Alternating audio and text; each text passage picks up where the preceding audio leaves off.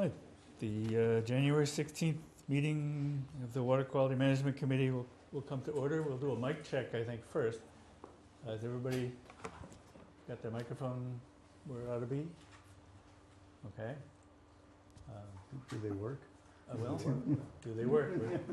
I guess we'll hear if they don't Yeah, okay. from our man in the box back there. Right, our speaker doesn't have a microphone. Good point. Would you like to sit there? She can use mine Are we too. all right? Okay, would you like to sit there with a microphone and be heard? Or She can take that you out. can take this one right here and walk around with it. I'll take this and walk around with it, Yeah. just because I'll be Yes. managing the PowerPoint. Right. Setup. Oh, perfect. Yeah. All right, well, before you start, let me just introduce for our nationwide television audience. This is a presentation by our town financial director entitled Betterments 101. As we all know, the town is hoping to go into a construction of sewering in the lower Little Pond area. One of the elements of that is having the people who are benefited pay a portion of it. And how big that portion is and how it's allocated is all very complicated stuff, and this committee has been requested by the Board of Selectmen to take a crack at this and to come back to the board with some recommendations or information and recommendations. So we're very pleased tonight to have the town financial director, Jennifer Petit here, who is good at this. She did it in the town of Chatham when they did a sewering project, so she's good at it and she's fresh at it, and she's been successful at it. So without further ado, Jennifer. Thank you very much. Thanks for having me this evening. The main purpose of the presentation really is to just give a big picture overview of the capital facility plan. I presented this to the Board of Selectmen a couple weeks ago right after the budget, because we are going into town meeting in April and we'll be looking at two articles for water, the water treatment facility, and wastewater, as you know, been talking about that. And so we wanted to look at what do we know right now. When we look at a long-term financial plan, particularly with capital projects, we want to see what do we know right now, and let's try to plan out a little bit some of the expenditures. And particularly with this project, we are looking at betterments. So this really is a big picture overview of the betterments, just to give you an idea of how it would fit into the capital facility plan.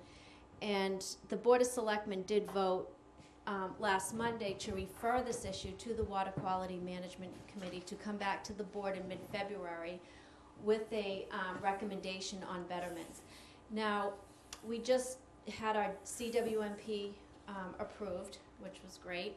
And so now we're looking at finishing the design and going in for construction. So we haven't even really finished the full design. So when the town votes betterments, we're really voting on, you know, the planning tool, if you will, to give us an idea how do we move forward with capital facilities. And that's really where I came into play, is, you know, I will assist the committee in any way that it needs in order to come up with the information to make a really good recommendation to bring to town meeting on betterments. I'm here to assist in that respect, but also I'm also here to assist the town once we know what the betterments are, to really look at our capital facilities and how do we incorporate them into the debt drop-off.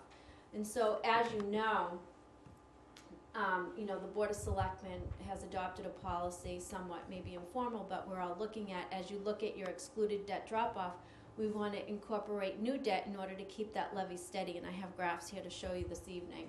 So that's really the goal of the presentation, is just to show everyone what we're looking at with different sorts of betterments, and to refer this issue to the committee to come back to the Selectmen with the recommendation.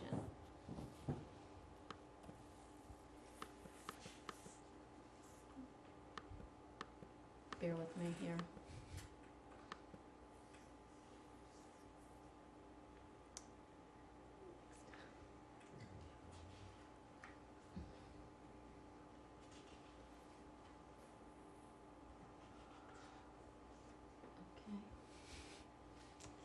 I was wondering if maybe somebody could help me and try to move the slides along, and maybe I can talk. It might be a little bit easier if somebody's familiar with PowerPoint. For some reason, it's not moving forward. Sure.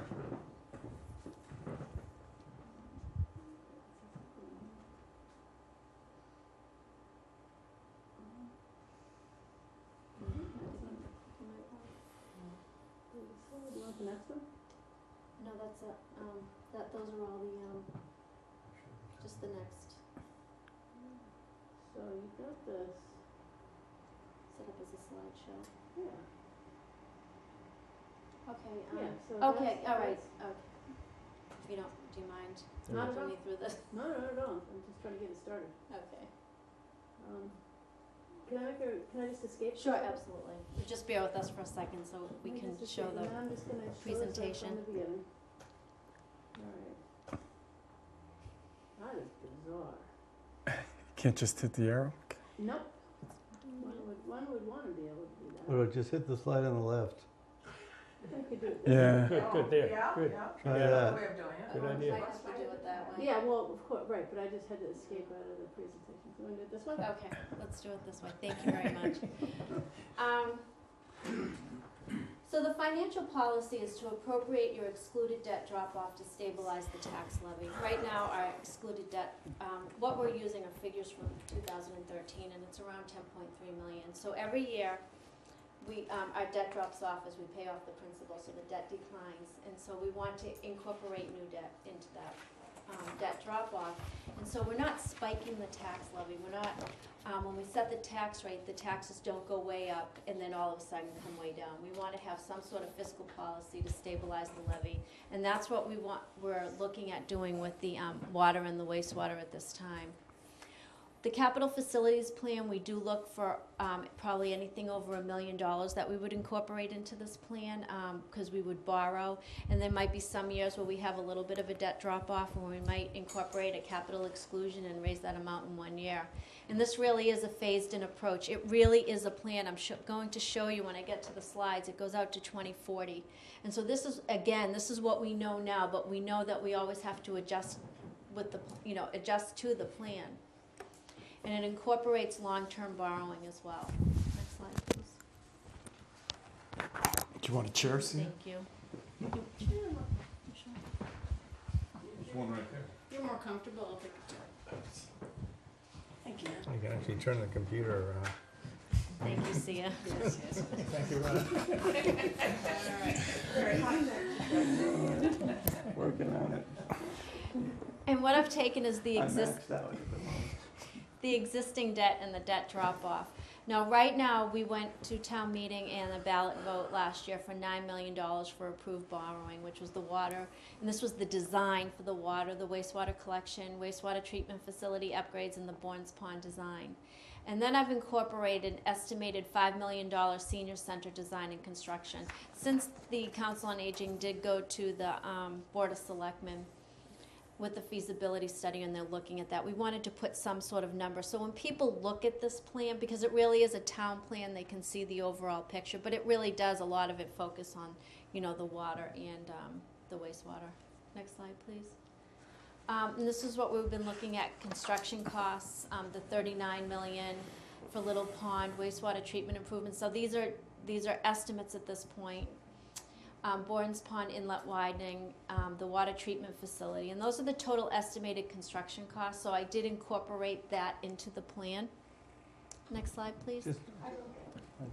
Okay, one go thing. ahead. On these, was there something also with odor control or something like that in one of the earlier plans for the, or is that in the wastewater? It's probably treatment facility improvements, isn't it in there? I think it's in the wastewater treatment improvements cluster. The odor control had to do with the vent on the service road, Yeah. and it was design money for it.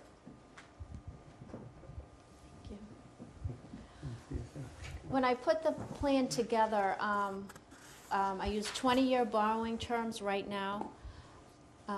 We will be applying to the Mass Water Pollution Abatement Trust, and so we're assuming for this plan, 0% for the collection system, the wastewater treatment facility expansion, and the Bournes Pond inlet widening. And we're looking at 2%, so I incorporated 2% interest for the water treatment facility.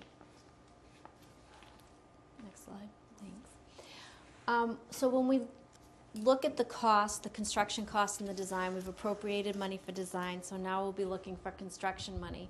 We wanted to look at betterments. So I came up with 3 different scenarios, the 25, 50, and 70. The reason why I didn't go to 75 and I used 70 was because they did incorporate a betterment for the new Silver Beach, and it was 70%. So we wanted to try to compare apples to apples. It includes the betterment portion of this. When I applied the betterment percentage, I included the $4.5 million in design voted at the April town meeting, and it includes the $39.5 million in estimated construction costs. Now these are just estimates, and I know the estimates change here and there, and there's a couple of other things, but for presentation purposes, these are the numbers in the presentation that I gave to the Board of Selectmen. So Jennifer, is that the percentages the town share? No, No, The- Right. Betterment share. this is the homeowners. Okay. right. And then, Includes 1 million in water rates, what is that?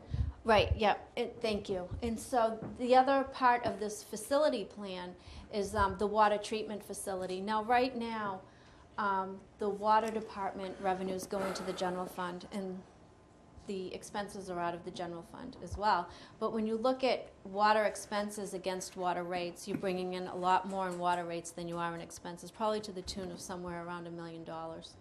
And we have a plan, and every year you'll see in the budget, expending more for the water department in order to take care of that discrepancy. And you'll see an article at town meeting to steward some of that free cash that we generate from the water rates into a stabilization fund, so we can eventually have a water enterprise fund. So it will be a separate business entity, and that's the goal for the water department. And the reason why I'm talking about this is that if you're looking at a $40 million treatment plant, you know, the principal and interest is around $2 million. So you figured $1 million, you know, we're already taken care of. So maybe, you know, they will be looking at increasing the water rate. So I used $1 million in water rate revenue in order to reduce the construction cost, because they will be looking at the water rates on their project as well. Isn't that a lot of that million in maintenance that we don't do and should do? For example, the fire hydrants that you can see rusting all over town. I can't really speak to the operation of the water department. I'm talking, you know, really about the finances. Well, it's the $1 million, isn't it? So, you know, for the purposes of this presentation, you know, we are using $1 million in water rates. And so this would be with the 25% betterment. The homeowners would pay 25%. And as you can see right here, I don't know if I have I like using that red dot, but I don't have it. Okay, that'd be great. Thank you. Our existing debt is in the white right here. So you can see how that debt has dropped off. In 2013, it was 10 million. In 2014, it drops off to 8. Now that green right there is the design for the water and the wastewater and what we'll be paying off this year. We paid off 1.7 million. So if you remember, when we went to town meeting in April for the budget, we had 1.7 million that we'll be paying off. Next year, the proposal is 2.4 million. And that's what keeps that levy steady. You can see it go right across. Now, when you look at 2020 and 2020, or 2019 and 2021, that's when some of the betterment revenue will come into play. Another thing that I want to address about this plan is, you know, we have to, the method of putting something like this together is I want to be consistent with a lot of unknowns. And a lot of unknowns is that we haven't started construction yet. And so when you start construction, we only borrow what we need at the time. But for presentation purposes, you know, I'll borrow 20 million and then I'll bond 20 million, and then 2 years later bond another 20 million. So I'm not bonding. You don't see, you know, as we go into town meeting with probably $89 million appropriation, I'm not going to borrow 89 million and then, you know, bond it right away. That's not how it works. We really look at the cash flow. And so here in 2019 and 2020, you'll see a little bit of a dip because I haven't bonded the second part of the collection system, but we are taking in some of the betterments. Now, again, this is the plan and it needs to be flexible, so you do see that drop off. There are ways that we can kind of fill in that gap, but I needed to show the betterment revenue. And as you can see with the 25% betterment, you'll see a spike in 2021. Now, 2021 is really when all the principal and interest would be bonded and you're paying it out in your debt service. Next slide, please. Can I ask a question? Sure. What's the y-axis of this graph? This is the amount of money borrowed, or this is the amount of income from betterment? That is the amount of money that we're paying in principal and interest. It's a budget. Yeah, so let me try to explain this a little bit, and sometimes it's easier to explain in the budget process.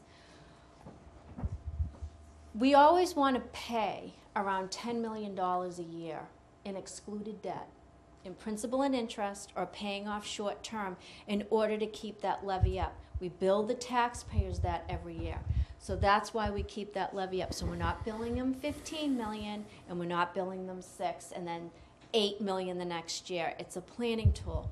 So we'll always want to pay that. So when I put a plan like this together, I look at, okay, we're going to borrow 20 million, we'll do half of the construction, and then we'll pay the principal and interest 2 years later. Meanwhile, I have a component in there or an amount of money in there for short-term interest. So there's a lot that goes into this plan. However, that's what we will be paying every year, the town will be paying in debt service. And that's what the graph depicts. Now 50% betterments, we're bringing in 50%, not 25. And now you can see the graph is starting to steady off. When you start at the 10 million, it goes over, and then when you hit 2021, it's right around that 10 million. It's really hard to see. It is hard, and I did give members of the committee a copy of the colored graph so you could see it a little bit better. Do you have any extras of those for anyone else in the room? I do. I can give out. I made 10 copies, and I do have some extras, and I'll Okay. be more than happy to. I have them right here. So if somebody else wants to take, if you want to pass those out for me, that would be great. Thank you. It looks it looks almost identical. The numbers on the left have been skewed, which makes it worse, because, but it still starts just slightly above 10 million in both cases. Right. Well, that's the plan. I mean, when I know that we're spending 10 million, that tells me when you look at the short-term interest, Looks okay to me. that's what we're paying in interest. And then if you look at the green, the design of water and wastewater, that's what we're going to be paying off in short-term debt. So the plan is put together in a way to keep that $10 million steady. The reason why it dips is because I don't want to put into the plan that we would bond 20 million of the collection system earlier than we really would. Mm-hmm. That makes sense. I mean, I understand that you're replacing the old debt, the white, as it goes down. You're That's filling correct. in with new debt of various colors for different projects. But it's hard to see much difference between the 25% graph and the 50%. Well, if you look at the numbers on the top, want to go back to the 25% for a second? You don't mind? Oh, okay. Okay, do you see that goes up to 12 million Yeah. when you look at the axis, and then when you go to the 50%, the top is 11 million. So if you're just looking at the lines, you have to look at the actual cap of the amount of money.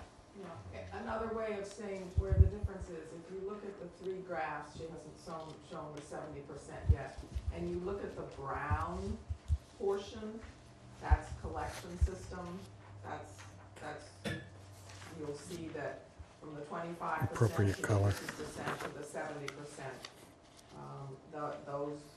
that brown bar portion becomes less and less. Except this collection system is only shown on the 25%. No, I'm sorry, you're right, on the 50 it's called wastewater expansion, and 70 it's called wastewater expansion. Could I ask a question, please? Sure. Would another way of saying this be that as the wastewater expansion or collection system goes down, that's because people who are paying the betterments are paying that portion and not the taxpayers? Exactly. That's the way to say it.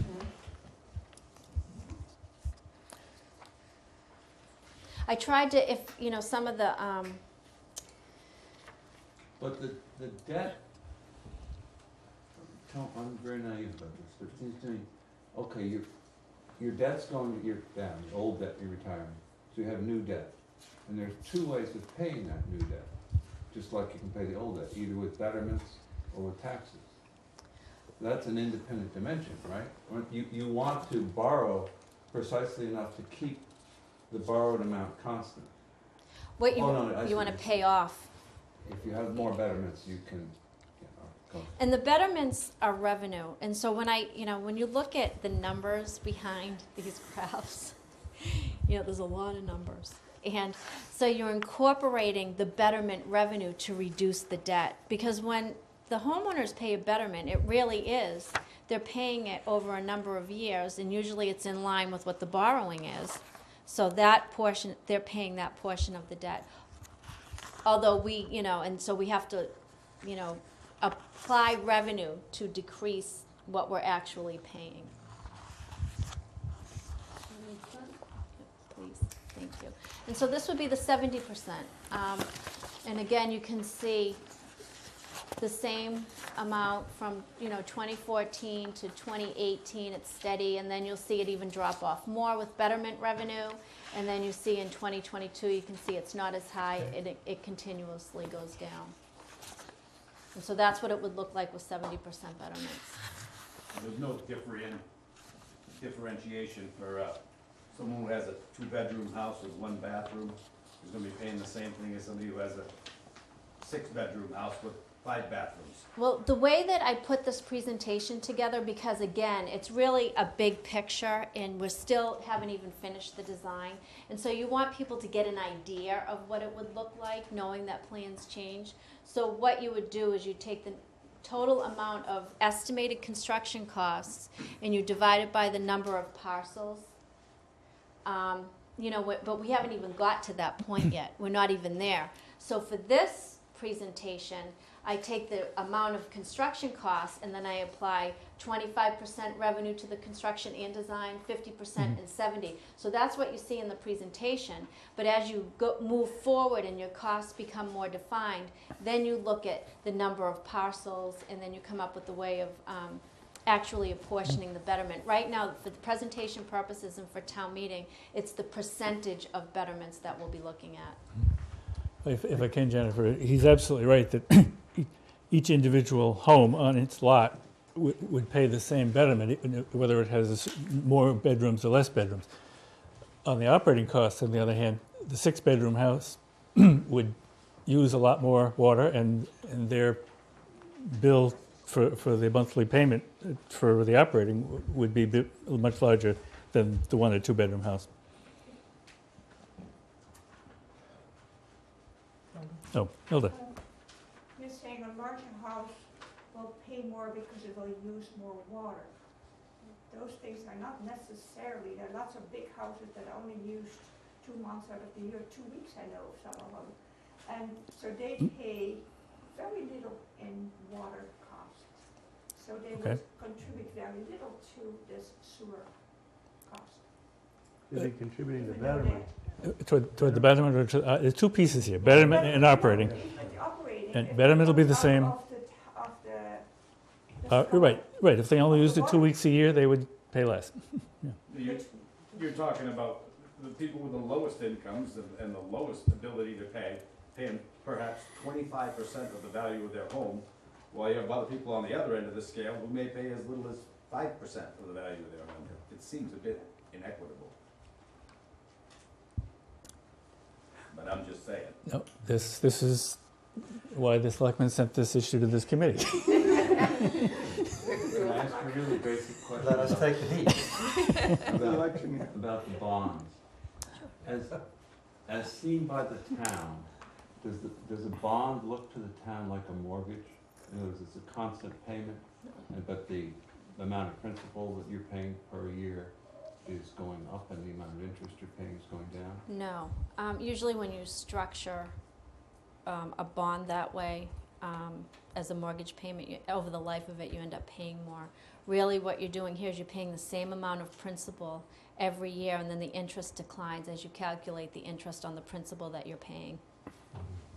Okay, so is that the primary reason why the white is going down? That is yes, absolutely. Or is it going down just because it's like a round and singing ending? It started at different times. Well, really the answer to the question is both. There are projects that will be fully paid off, and so then all of a sudden it's not on the white graph. But it does decline because, take for instance, say you're paying $1 million, say you're paying $100,000 in principal a year. And the total note's $1 million. So the first year, the million, you have $1 million maybe times 4%, that will be your interest, and you pay $100,000. Then the next year, it's $900,000 times 4%, then $800,000 times 4%, and so it declines over time. So most of this decline in the white is because you're paying less interest, That's true, not yes. because individual issues are ending. Well, it's both. I mean, But which is we it have more- a, Is it half and half? well, I'd have to look at the debt schedule. It's actually part of the budget. But not a lot of projects, because when you bond a project, it's usually over 20 years. So you're not bonding every year for a 20-year project, so you don't have projects dropping off every year. But you do have larger projects where it would drop off. The ratio, I'm not sure, but the main reason it declines is because of the less interest. But then, how do you reconcile that with the light blue, the water treatment, that looks like it's almost constant? I mean, compared to how the white's dropping off, from 2021 to 2038. Can you hold this for a second? And so is the pink and the black outline, and all of those are practically constant. Any- Yeah, that blue. Take a look. It declines. This isn't. No, as but big as nothing this. like the decline in the white. The white is coming down But by a that's- factor of 10 or But more. that's your existing debt. That's It's just all the the way whole the town. that's the way the debt structure is. That's your existing debt. Right. That's a lot of that But each light of these blue. other debts don't appear That- to be coming down at okay. all. They're just riding on top of the white. They're really not. Let me try to explain that. The colors are one project, just one project with it declining over time. The white is maybe 30 projects or 40 projects. So it's not the interest, it's that their projects are Well, ending. it's both. Okay. But it's interest on a bunch of projects, not just one. I mean, you But might for have. a given project, there's practically no change. Well, there is You a pick- change. pick- It does decline, It's hard to see. but it's only for Hard- one very hard project. to see over- Yeah. Okay, go ahead. Yeah, Before we leave this, yeah. So, Um, I have anything. So in the last year of the project, in 2038, that blue section, most of the payment there is principal. Almost all of it is principal. That's correct. And it's principal and interest at the beginning. That's correct. Okay, that makes sense. So, just Then one, it is like a mortgage. this is, No, because as she just said, it's paying down the same amount of principal every year, whereas a mortgage, you pay down Equal payment. less Interest principal at the early. beginning and more It's principal because at the the end. interest is so low. Yeah, well. The interest is fairly low also. And well, you bring up a good point. The interest is low, and so you will see a less of a decline because the interest is low. That light blue, and let me just, because I don't have the numbers in front of me, but let me just elaborate a little bit. That light blue is with the 2% MWPAT. The water collection, that's all 0%. So you're right, those graphs amount will stay the same because you're not paying interest and you're paying the same amount of principal over every year. So you do bring up a good point, needed to think about it for a minute.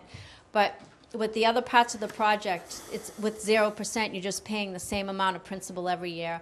Very low percentage for the water treatment, 2%, so you would see a less of a decline for one project, that's correct.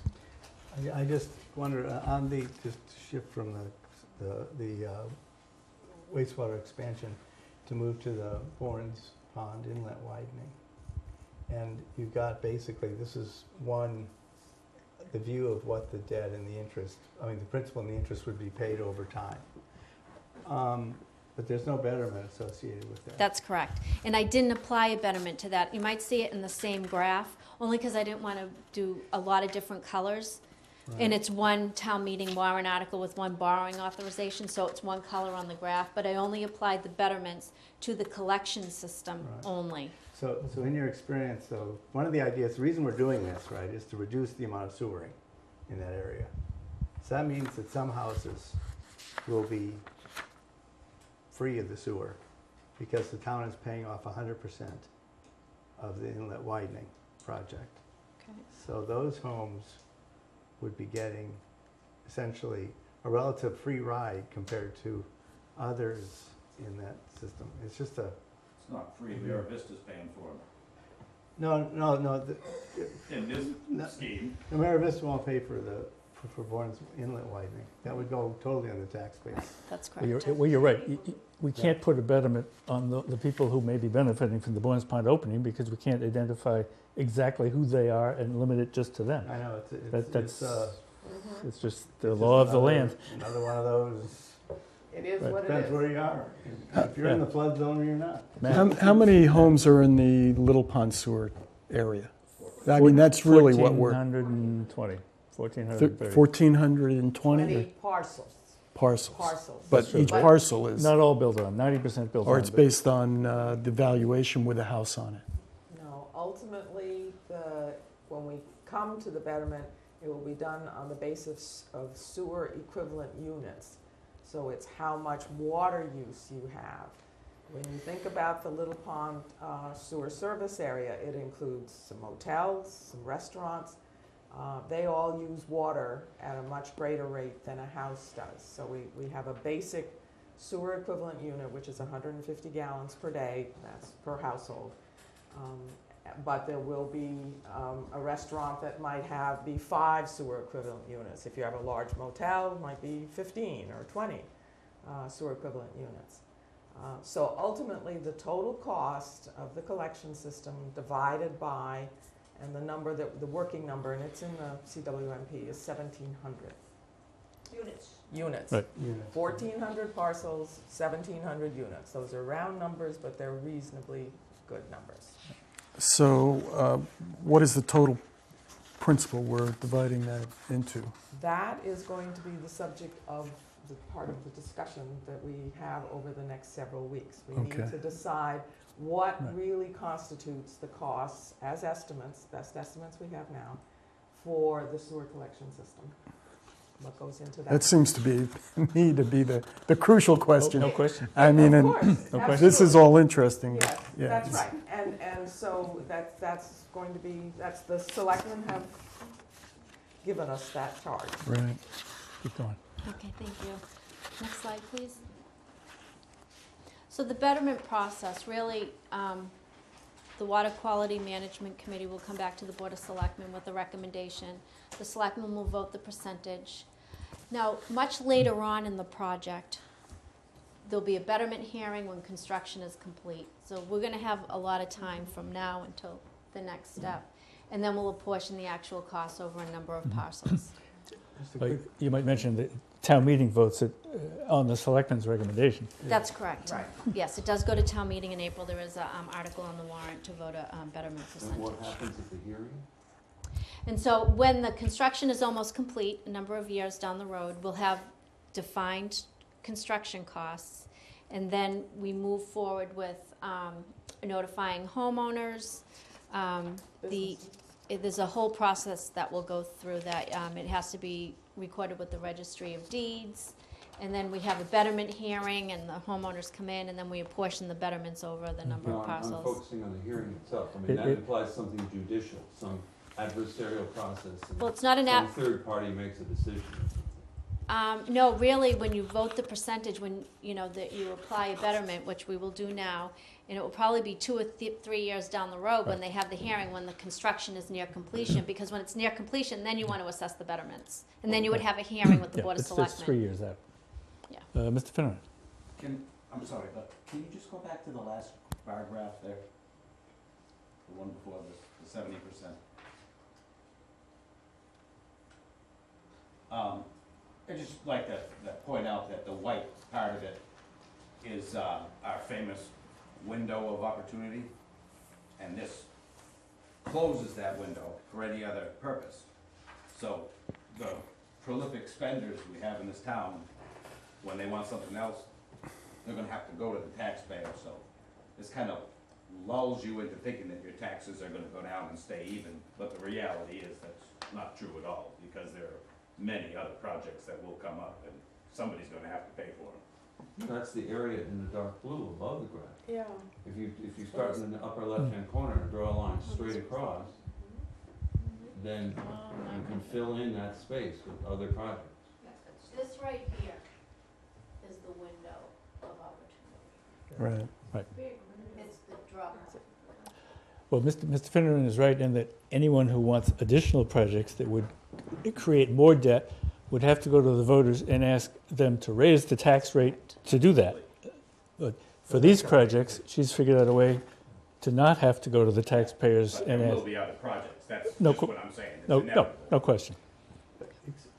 And Right. then, I mean, you know, something has to be done, but the reality is, with this method, the way it's done, as I mentioned, like the 2-bedroom house with 1 bath, paying as much, I mean, the people that can afford it the least will actually be paying, in essence, the most, as in a proportion of their income. We're working on that. That's why they sent it here. Just a quick, of the 3 scenarios you have, are they all okay? Or is it like the 25% looks like we kind of blip up over that plateau? And I'm just wondering if there's,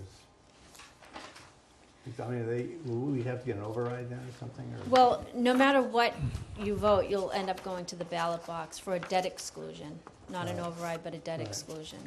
This just shows you what would be billing the taxpayers in these different scenarios. It does go over that 10 million a little bit in 2022 with this plan. Right. I think I'm slowly starting to understand these 3 graphs. And correct me if I'm wrong, You probably do. they're the anyway, same except for the black.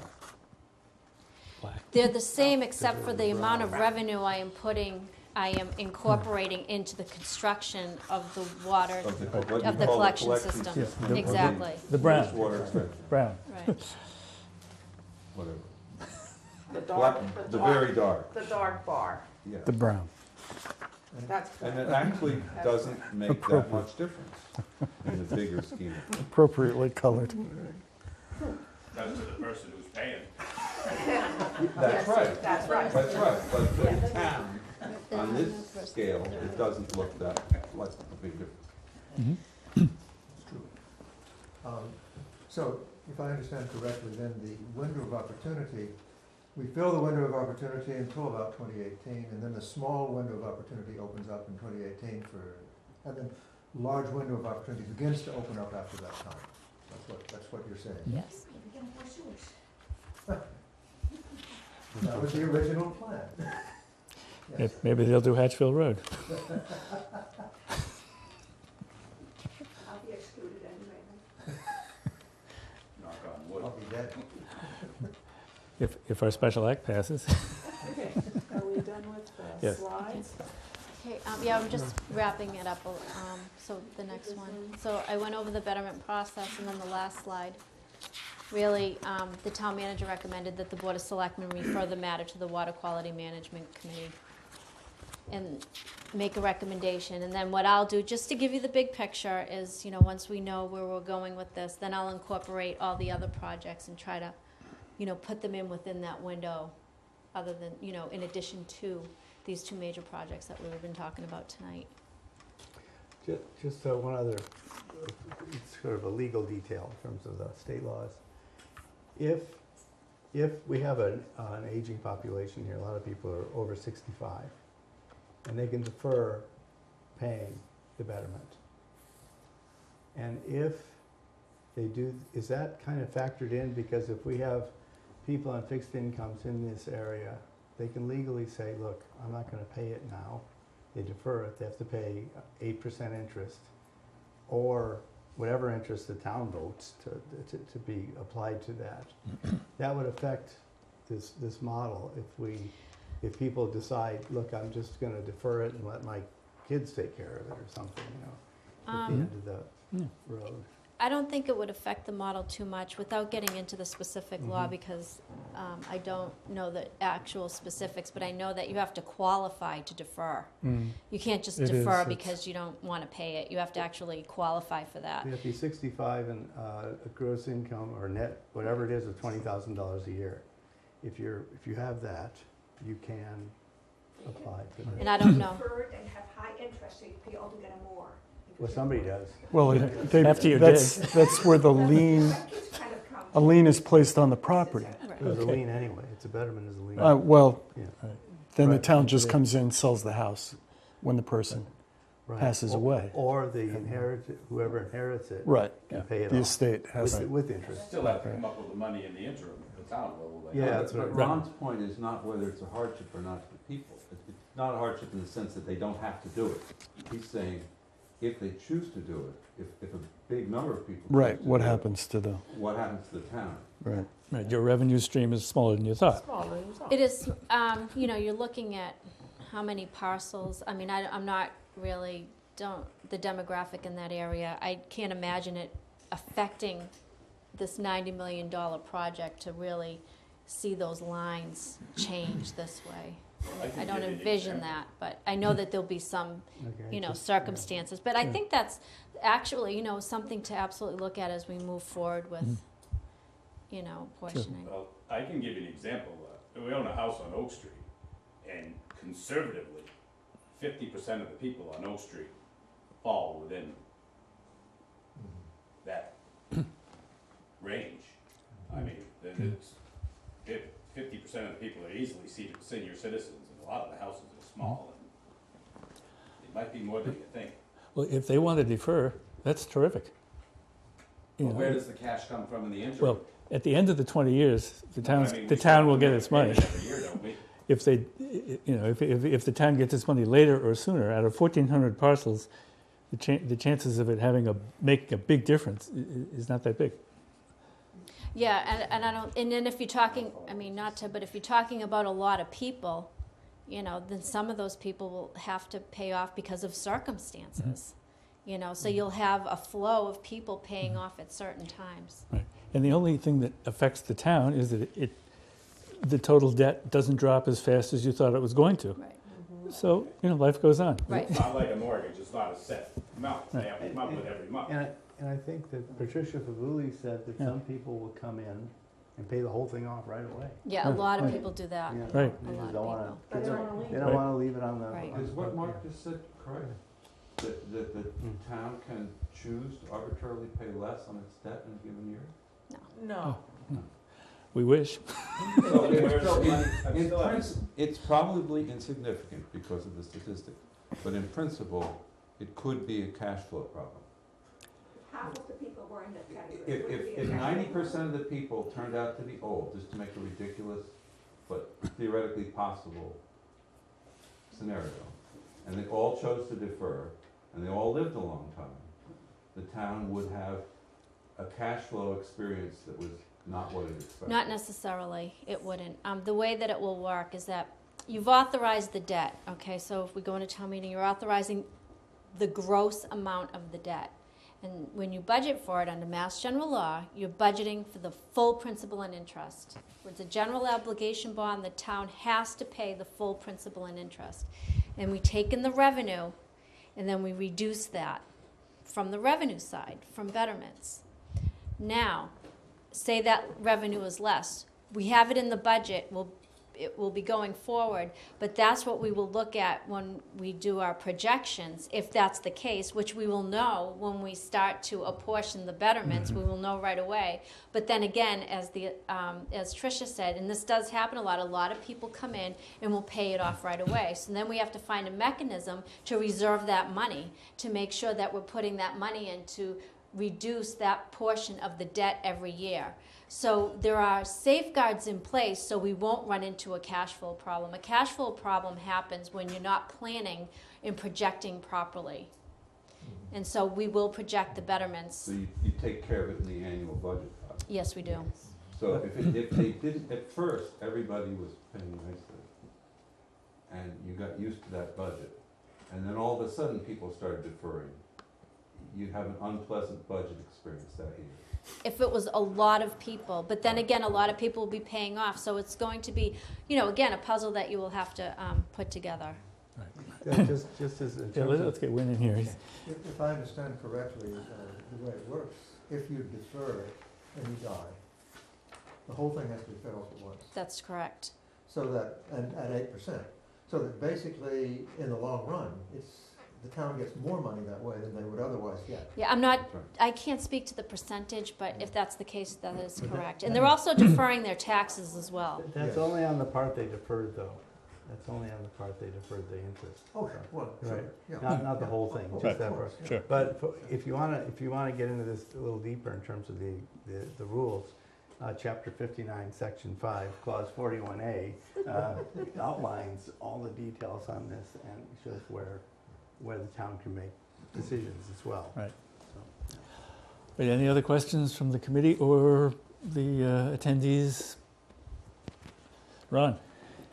So on these two bullets, I have a couple of questions. The second bullet first, incorporate all other capital facility projects. I assume that's talking about out years, all that black area. Do we have a list of what, and of those projects? I don't. I know that once we look at the immediate need, then we will compile a list. I know there's some historical knowledge. I know we've I think completed some of these projects, but then I really need to look at the future projects. Part of that question would be when you mentioned historical needs. We're asking here for roughly $5 million in capital improvements to the existing sewer, wastewater plant and water plant. Where does the decision between what's a capital improvement, what's maintenance and repair come in? Okay. And more importantly, do we know going back in time how much money we have spent so that we can project in the future what might go into capital maintenance and repair, upgrade? No, that's a great question. Maintenance and repair will be incorporated into your operating budget because it will be a reoccurring expense. So we want to pay that with reoccurring revenue. So that will be paid with your Proposition 2.5. Do we know what that number is? Because we're asking $5 million here. Is this a $2 million per year number, or? No, I know there's been some projections, but the other thing I want to add, and I was trying to keep the presentation kind of, simple, but once the SOARs are in place, you will be receiving SOAR revenue. Okay, so they'll be paying yearly SOAR rates. Right. So it's Right. not User just the fees. betterments, it will be the SOAR rates as well. Right. And when you look at the expansion of the wastewater treatment facility, it's not being expanded to the extent where you have to add a lot of new people, because that's where your overhead will increase. So if you're increasing or you're building a new wastewater treatment facility, say you're just starting on this project, well then yes, you'd have, let's look at our O&M, let's look at, how many personnel we need. Here, because you have an existing facility, you won't need a lot of new personnel. And I know that it's been looked at, but you're also going to be bringing in SOAR revenue in addition to that, which will more than offset the operation and maintenance of this. I'm just saying that at this point, it would be good to know what those numbers are, because the taxpayer, the voter, would want to know what they might expect for an annual sewer bill. Yep. And we will be looking at that. Okay, so the only other, one more, the question on the first bullet, from a fiduciary responsibility standpoint, why would the committee representing the town's interest not choose 100% betterment? In other words, why, they're the decision makers, 25, 50, 70, and 100%, just how does one make that decision on choosing one over the other? What are the factors that go into that decision that this committee is being asked to be made? Well, I'll let the committee answer it, but really, they're making a recommendation to the Board of Selectmen, and the Board of Selectmen will be making a recommendation at town meeting, so it's ultimately a town meeting vote. If you're looking at 100% betterments, I'm sure there'd be a lot of phone calls. Mr. Chairman, Yeah. that's why we're here. I mean, politically, it would be impossible to expect people to pay 100%. So we're going to probably offer somewhere in between 50% and 100%. So it's strictly a political decision, not a fiduciary. Well, it's based on how you expect town meeting to vote on it, and then it has to go to the voters. It's sort of funny that the selectmen pass a political Yeah. decision to a subcommittee. Well, it makes sense because we have the time to go into it, to delve into it, and to consider all the options. There's a more basic answer, and I'm obviously can't speak for the whole committee, but it's a matter of fairness. Yeah. If you did 100% betterment, then it's all being paid by the people who are getting the service at Round Little Pond. Right. And so the rest of the taxpayers will say, right on, unless they have a sense of fairness. Wait, let me just finish. But if you have 0% betterment, then the rest of the taxpayers say, hey, they're getting sewers. They don't have to take care of their septic systems anymore. Why should we pay for all of that? So I think that's the fundamental trade-off you have to make. I think it's fair to say the committee will be recommending somewhere between 0 and 100%. I mean, you could take it a step further and say that the state owes us something for this, for improving the waters and maintaining the coastal system, which is so important to the tourist economy. We as a county, we pay more in taxes than we get. I don't know what the factor is, but it's clearly because of the environment, the ecological. I'm sorry, the tourist economy, and the benefits of the ecology. So you could argue, and I would argue, that the state should contribute more than they currently are, or offering to do. Mr. Finneran. A couple things. I'd just like to point out, as far as the sewering rates, I mean, we have a recent past history of raising the sewering rate 60%. And then also on the graphs there, putting the $5 million for the senior center in there, is that a clever way of management lobbying for the senior vote on this? That's not our purview. Yeah. We didn't do it. We- No, The you know, selectmen did. We let didn't- me we have answer. nothing to do with it. But I don't mind answering. yeah, go ahead. No, let me answer that question. I was asked to put this plan together, and so I want to put something, I mean, this is something more than just water and wastewater. And the selectmen have looked at this, and so we wanted to incorporate this into the plan because we wanted to give more information. And I think by leaving it out, and we know that we're looking at it, it has been in front of the Board of Selectmen with the feasibility study. A lot of people want a new senior center. I thought it was important, or we thought it was important, to put it into the graph. It wasn't the committee, to show the whole debt drop-off and what you'd be looking at. It was just trying to give everybody the most information that we have right now. I'm not anti-senior, obviously, or anti-senior center, but it hasn't even been voted on, and you're already putting it in a projected budget. Right. It just seems a little odd. It is a Well- plan. Well, It is a plan that it's not changes. part of our plan, and we're just here Right. to work on the betterment piece for the next month. And even though Mr. Finneran told the Board of Selectmen he wasn't sure we would be the most qualified group to do that, we probably aren't, but we're the ones who are doing it anyway. So we hope to prove you wrong. Any other comments or questions? Okay, if not, thank you very much. I have a Thank you. question. Oh, sure. What is the user fee for sewering now? Is it 3 times the water rate like it was? I don't know, and Jerry's not here. That's what it was when we were selectmen. It was They 3 raised it times 60% about 3 the years water ago. rate. For some reason, I think it's 2 or 2.5, but Yeah. I don't. So know. it's not You're not far far off. off. Okay, Yeah, we'll find out and get a real number. That's a piece of the information that needs to be developed. okay. $250 a year roughly. Somebody told me it was twice your water bill, but I don't know if that's Right, right. well, that's about that's 90, where I got about the- 100, so it's about 2 to 2.5 times, something like that. Whatever. Somewhere in that range. Water bills differ depending on the water you use. But the sewer bill is going to be based on They that don't same care. number. Yeah, they don't- If you're using it to irrigate your lawn, you're doing you're going to pay anyway for sewer. Okay.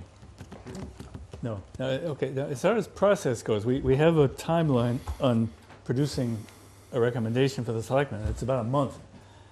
So I thought we have 2 meetings between now and that, when we have to have a, When is our Or next maybe meeting? 3. or maybe 3. Right. The next meeting is the last Thursday of this month, and then the first Thursday of February, which is the 6th, and then the 3rd Thursday in February, which is the 20th.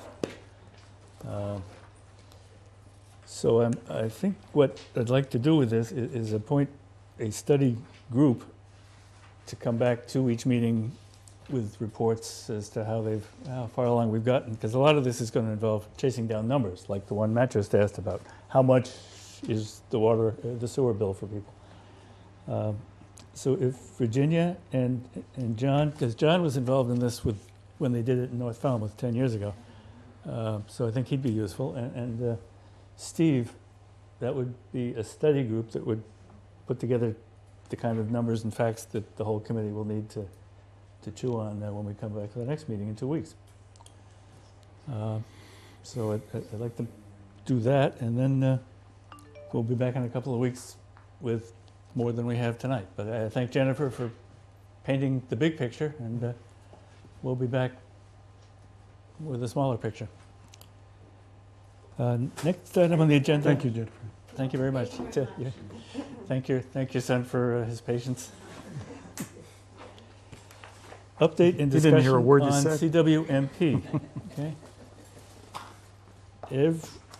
Everybody in this room spent countless hours drafting the town's CWMP over the last 2 years. And I mean countless. We were here till 11 o'clock at night. Thanks to Mrs. Weig, we went page by page, line by line, word by word, spelling error by spelling error. Yeah, the And commas, you. that was in. This thing was vetted and created and put together in excruciating detail in an excruciatingly high quality manner. And what we got back from the Commonwealth of Massachusetts was recognition of that fact. We got a 20-page response, a certificate from the Secretary that says this plan is adequate. But they went beyond adequate. They said this plan is a landmark. This plan changes the paradigm for all of Cape Cod. Because you remember what they started out with. We want you to sewer 8,000 houses and then do a couple of thousand more. We want you to tell us how you're going to spend $600 million sewering the whole watershed for these ponds. This plan is the Falmouth plan. This plan doesn't do that. This plan, as you all well know what's in this plan, we're going to sewer as little as possible. We're going to pursue all the alternatives with these demonstration projects. They bought it. They not without struggle and not without extreme antagonism from some very powerful directions. But at the end of the day, the state of Massachusetts looked down on Cape Cod and said, there's one town there that's doing this the right way. And it's Falmouth. And I think everyone in this room deserves an awful lot of credit for that. I don't know any other place or any other group that could have pulled this off. The Cape Cod Commission is now saying their plan for Cape Cod is modeled on our plan. They have come a long way. I guess. Everybody's saying this is the model. And When are they going to send us the money? that would be the next question. They're spending how much? $2 million to do this? 3-something. That would be the next question. 180 or But, what do they call it? 208. 208. 208. Right, right. Should be a 180. But yeah, playing 180. If there's one person who's done an amazing piece of work, well, there's two. There's actually 7. But Virginia, talk about line by line. Absolutely. To answer 243 questions in a coherent manner, and it was amazing. I don't know how you can even read 243 questions, but she answered them. I'm just glad she's on our committee. No kidding. Thank No you kidding. very much. And Sia, obviously, every inch of the way was reading their stuff, reading our stuff, dealing with all these agencies, fending them off. You know, Hilda, their problem with our plan was not that it didn't have enough alternatives in it. It was that it had alternatives at all. They wanted sewers every inch of this town, and we beat them back. And we'll give all the alternative advocates some credit because they spoke up early and said there's got to be a better way, a different way. We found a different way. We don't know that every one of these alternatives is going to work, but we told them we're going to find out. We're going to find out our way on our timetable, and the ones that work when they use, and the ones that don't, we won't. And but whatever it is, there'll be alternatives discussed and proven every inch of the way. It's a remarkable turnaround from a state that 3 years ago was saying sewer everything. Any other comments or questions from, I have one The group? very small Yeah. comment. yeah, On page 5. Yeah. The last line of page 5 says, will include a vote to authorize a 90 million 30-year construction bond to implement. I think they didn't mean, they're wrong. you're wrong, yeah. The 90 would include the water filtration. That's right. And they just- Does that make any difference? I mean, No, we have to no, vote. there are a couple of factual errors, you could Right. even call them typos, but there are a few in here, Right. that's one of them. But that doesn't make any It difference. doesn't affect We don't the have to- certificate. We don't have to go back to them and say, you No. gotta change that. We don't have to go back to them, period. Well, we have to in Oh. 5 years. In 5 years. 5 years. Right. Right. Yeah, they want updates on, That's right. In 5 years, our successors can go back to them and talk Right. about this. And they did You won't be require a filing of the Bourne's Pond project, I mean, In a that year. widening, by the end of December of this year, 2014. So if there were, there are a few, you might call them conditions or specifics, sort of scattered through this document. But those are the two that are most important to us. I'd like to ask one thing about that 5-year thing. It looked to me as if they were saying, come back to us in 5 years with a plan. I don't think they mean, but I don't know whether they do mean or not, whether it has to be the complete plan, do everything. Or whether they are saying, come back with a plan and we'll talk about it. Well, they'll want it to be as complete as Oh, yes, they will. possible. And by that time, we will have gathered a lot of really specific, real-life information.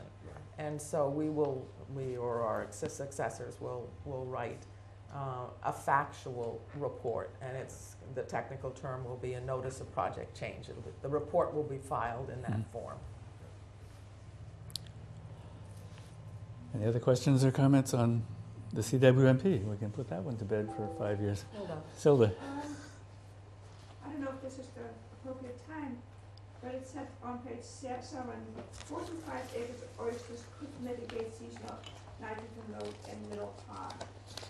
If that is the case, does that mean that we do sewering just to mitigate the off-season nitrogen load?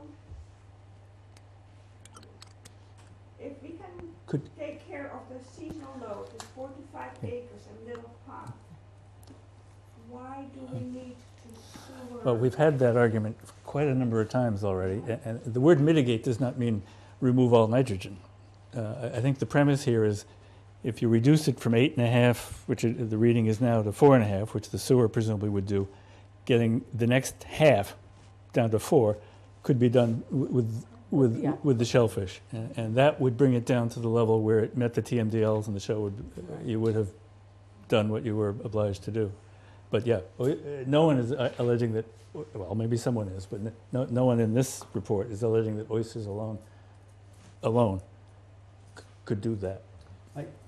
There are I would opposing not- views, I understand. No, it isn't. I think that if based on the Woods Hole Group's report and that type of thing, and their findings, that 4 to 5 acres or possibly 6 acres, 8 acres, something like this, could mitigate the entire warmer month nitrogen to meet in essence, meet the TMDL by uptake of nitrogen. And so that is based on science, should be feasible. The question comes in is still, as I've raised in the past, is whether the winter load is a problem. I recall. And we're going to be learning We're going to about find that. out. Yeah.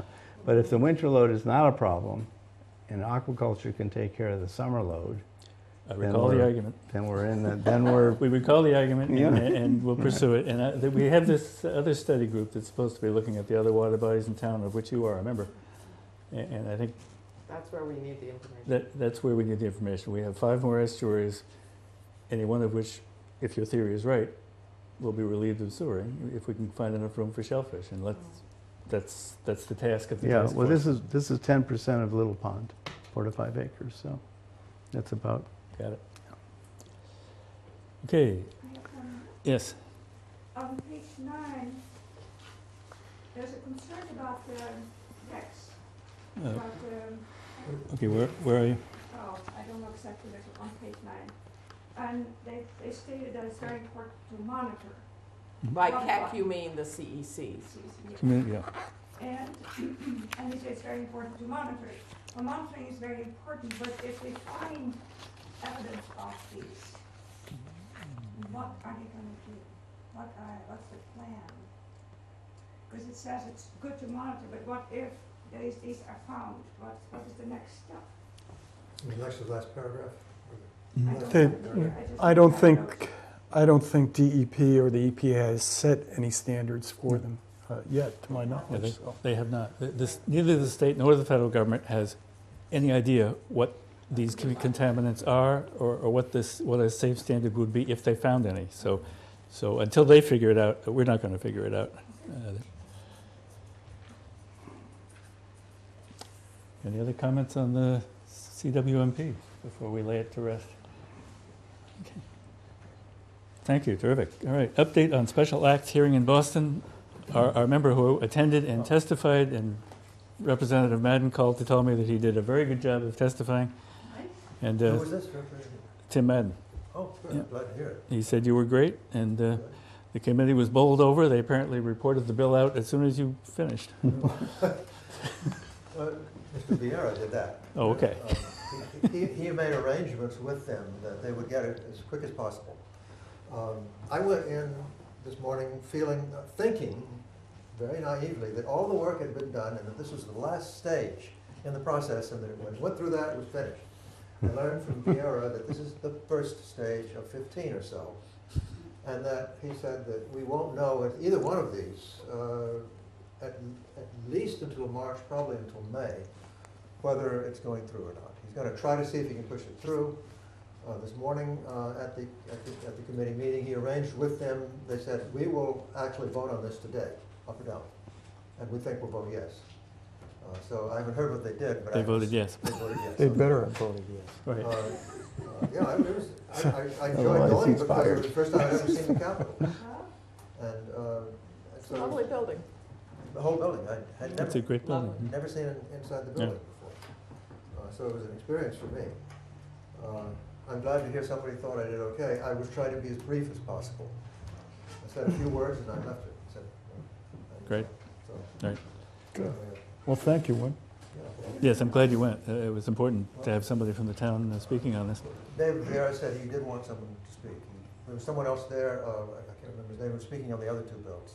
He was glad that we were there so that he could turn it over to us and say, here's, people in the town are actually talking about us. Great, great. Yeah, okay.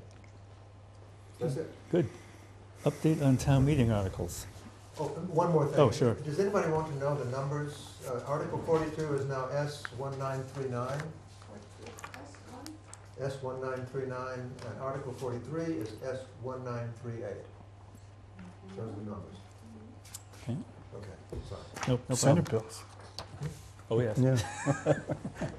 Oh, yes. Update on town meeting articles.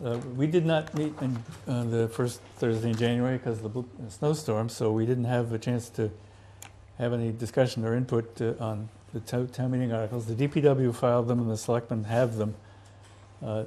I can pass around the form in which they were filed by the DPW, but this may not be the final form that the selectmen actually use.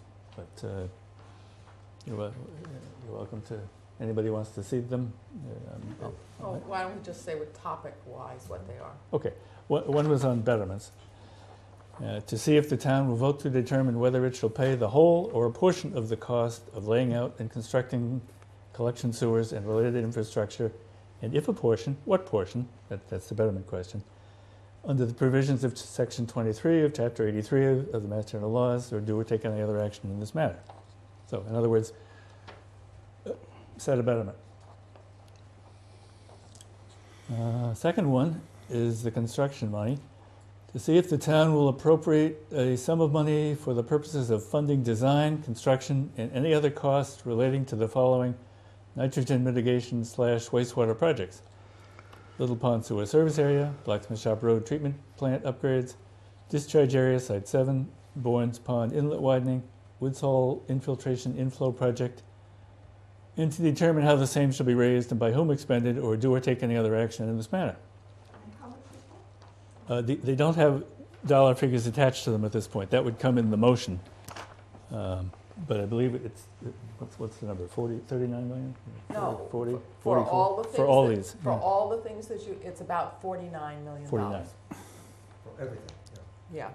Yeah, 49 and something. That was on the, It's that on number. one of the Okay. That includes the Woods Hole thing, because we've never discussed Yeah, that that before. was, the Woods Hole thing has not been part of our charge or concern, Yeah, but it is a charge or concern of the DPW and of the town, because it was part of the settlement agreement that the town reached with the state and the Coalition for Buzzards Bay, that the town would proceed to identify what is causing salt water to come in inordinately in the Woods Hole sewer collection area and to fix it.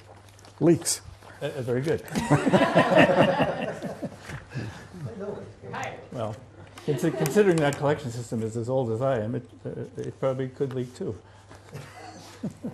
Yes. Yes. So we have no idea what, for instance, the last 10 years, how much this wastewater plant has cost us on operation and maintenance, right? No, we do have an idea, and we'd be happy to supply you that information, but the gentleman who has it isn't here. Since the question was only asked half an hour ago, well, we could get that if people want it, but like I say, he's not here. It seems like there's so many millions every year coming through, and it would be kind of interesting to see what the sewer plant costs Mhm. for X number of houses, dwellings, parcels, units, whatever. Sure. Any other conversation on the town meeting articles? 16.5 million. Yeah. I was When? afraid In the that last because 10 we years. didn't come that evening, Is that all? they couldn't be put in For the- journal articles. When We we didn't have when I one. was a selectman in the 90s, Selectmen we can were put the articles fixing in it. at any Really? time. Oh, yeah, Yep. big time. Right. Odor was terrible. Okay, number 5, Cape Cod Collaborative Falmouth funding proposals. It was 50 million in 2006. The Cape Cod Collaborative is this county entity that uses county appropriations for the purpose of promoting Cape-wide wastewater projects. When we had, what's his name who was here? Andy Gottlieb? No, Mike Dominica? Mike Dominica. Mike. They paid for Mike Dominica. You remember Yes. when we had him, Yeah. and he was helpful in putting together our requests for RFPs. proposals and stuff like that. So they did that, but that frankly is all we can remember getting from them since their inception. Well, the conference. There was Oh, a yes, right, conference. wait, $1,000 for your, $1,000 for your for the Equatoid conference. conference. Right. We got that from them. That came from there. That was Webner, they gave it to Webner. Right, Right. but it was at our request on your behalf, we did that. So, but anyway, we've met with Andy Gottlieb, who's the head of this outfit, and back in March, we sent him a list of things the town and our committee would like to see them help fund. And we met with him recently, and he has agreed to recommend two items for funding. Was it 50,000 for?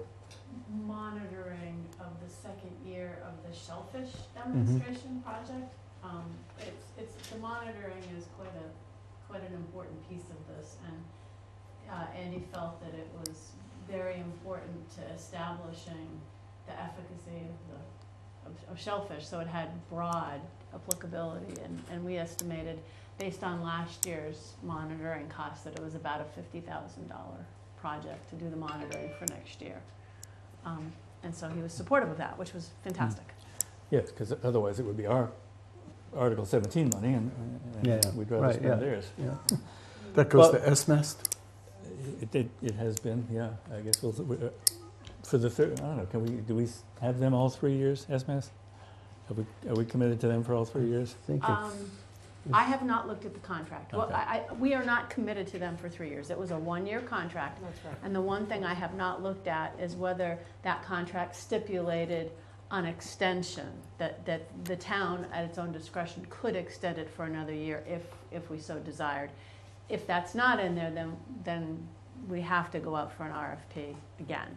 If not, we could roll over and continue the contract and continue to work. I haven't looked at the specifics of the language. I'm gonna put that on the list. So that was 50,000. Right, we had one other from the collaborative, the 25, Right, and the It's for other is, winter. Yeah. unless, do you wanna talk about it, Virginia? No. Yeah, Okay, let's the do it other today. was to look at coordinating some groundwater characterization in the Seacoast Shores Peninsula. That was Acapescat. It was Acapescat. Acapescat, right. Yeah, we have information on Sequoia. We do, right. And this was to look at Acapescat to try to understand the depth to groundwater and to characterize it, to determine what the depth of a PRB would need to be. So it's basically to get some ground source field data to help inform a PRB, a potential PRB installation. We just, without knowing what's really going on there, it's very hard to design. So it's 25,000? 25,000, yeah.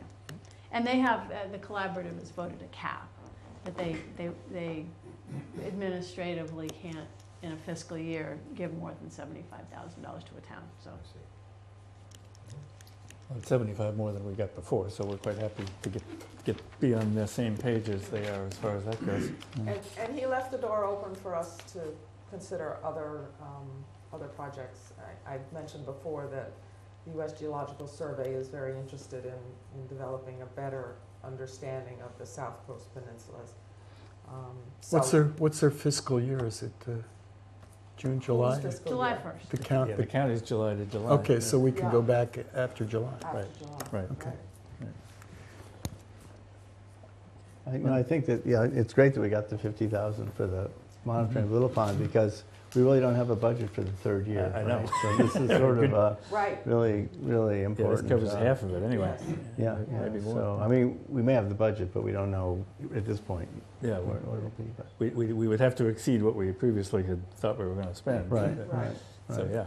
But some things have dropped out, but still there's money moving around, so Mhm. that's great, excellent. Okay, other reports of committee members and staff? Sure. And then, I don't believe I reported on the first meeting. I've had two meetings recently, one in Orleans, which I think I told you I was going, and one in Eastham just last week, or a couple of days ago. Both, in Orleans, I talked with coastal engineering staff, Todd Palmatier and his boss, Mr. Bologna, and another person in the firm, and just told them what we were doing, and because they were interested, and answered their questions about what we were doing down here, especially with respect to eco-toilets, but in general. And I went, a couple of days ago, I went to Eastham, and I basically gave a presentation together with Pio Lombardo. We were both on the meeting, before the Eastham Board of Health. It was something they do once a week, or once a month, I guess, they do a workshop in which they give presentations. Out of those two meetings have come several things. I just have been talking with Todd Palmatier about what came out of that first meeting and what is going forward with respect to coastal engineering. Coastal engineering would like to is proposing to do two things. One is they would like our help, and this is something Todd is pushing forward. They would like our help in developing a comparison of what it would cost to use eco-toilets as a main means of dealing with wastewater problems in the Skakit Center thing, if they were to do it today. To compare with what they've done now, it's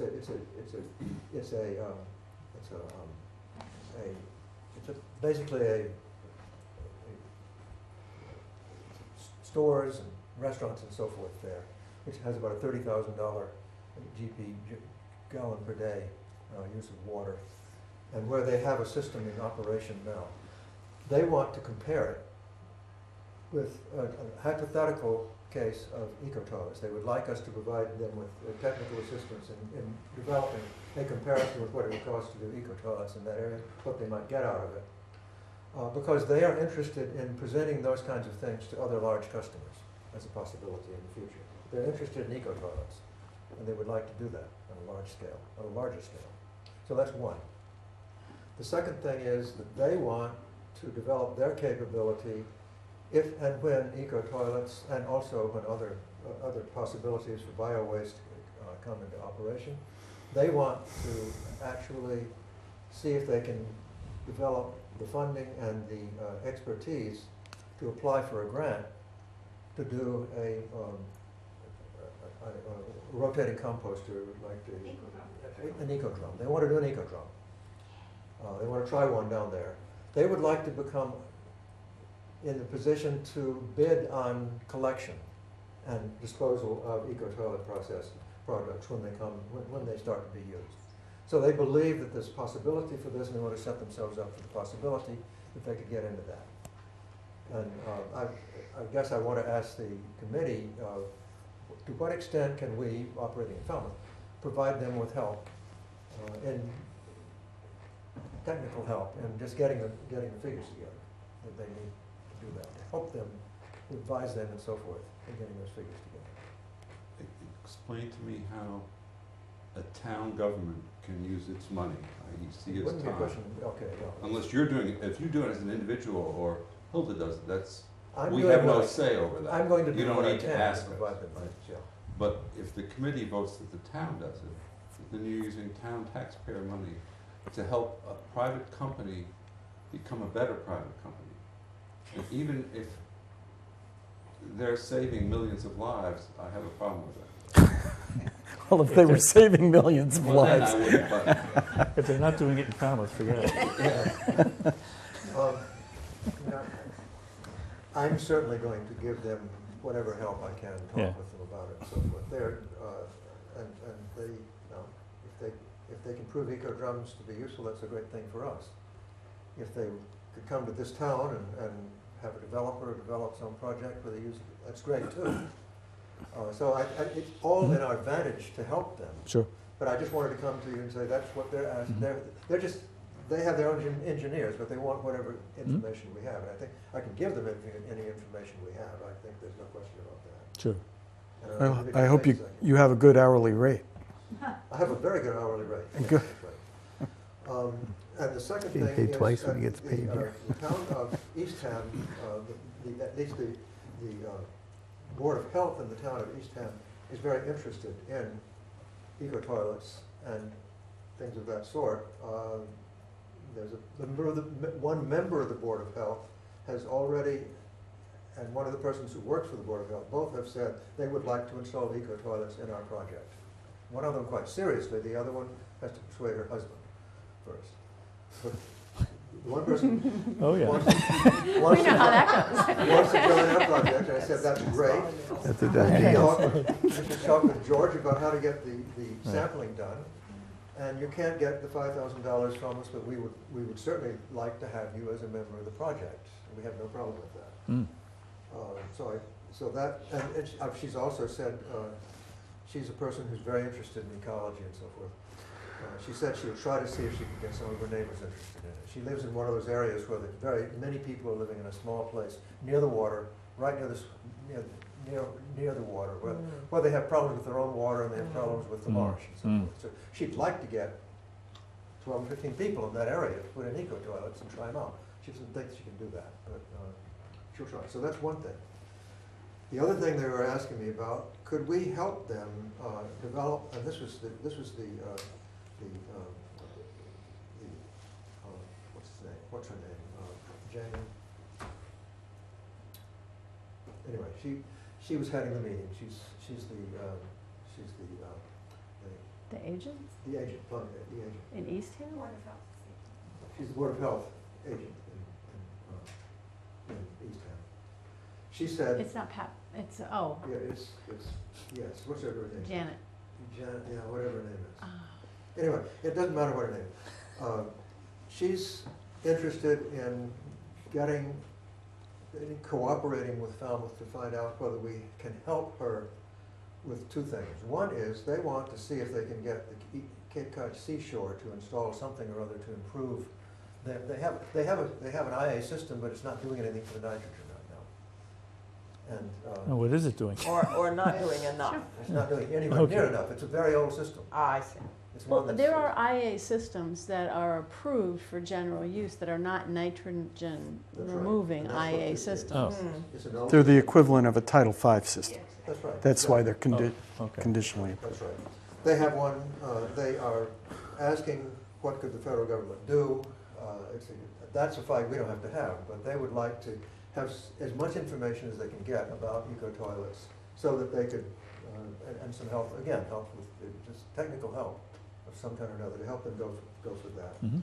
And she is also interested in the question of using eco-toilets in the town, of setting it up, thinking about how to use eco-toilets in the town to reduce their problems. They bought the idea that maybe there might be some use in eco-toilets in areas where they have lots of water problems, to reduce the amount of water problems they have. And they're right now in the process of reviewing the whole system, the whole thing, and she would like to include eco-toilets in that discussion and would like help in doing that. So we have that's what I've accomplished, and I have a third one I'm going to, I haven't been able to meet with him yet, but I may be meeting with the selectmen in the town of Orleans to give them the same kind of report I've given these past 2 times about eco-toilets. So down there at the end of the Cape, at the other end of the Cape, there's interest in what we're doing, and I hope it will help Cape Cod Commission to become more knowledgeable about these things. I think it's, and it may even get some people for us. Great. I think this is a great win, and I think where we can help them is to provide them with the way we set up our program. Right. I gave them all that information. You gave them that information? That's great. Yeah. It saves them a lot of time. Right. Yeah. Well, also, as we get data, we can give them data. Yeah. That's right. Yeah. Sure. I've been,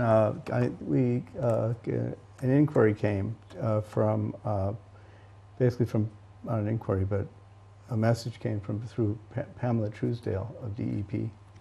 And so I've been following up on that, and she had been approached, I think, by Brenda Swain of the Service Center, and there's a lot of concern now rising over affordability of the sewer system. And actually, Wynn and I were in a meeting last night on this, but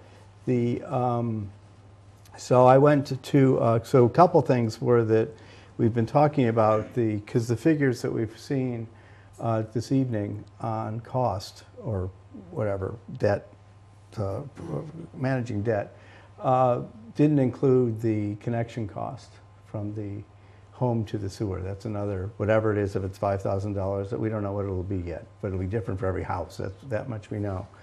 And there is some good news on this, and that is that through the county, you can borrow that money at 5% interest over 20 years. So if there's a $5,000 or $6,000 cost to hook up, the county can actually assist with that hookup cost. And they have money.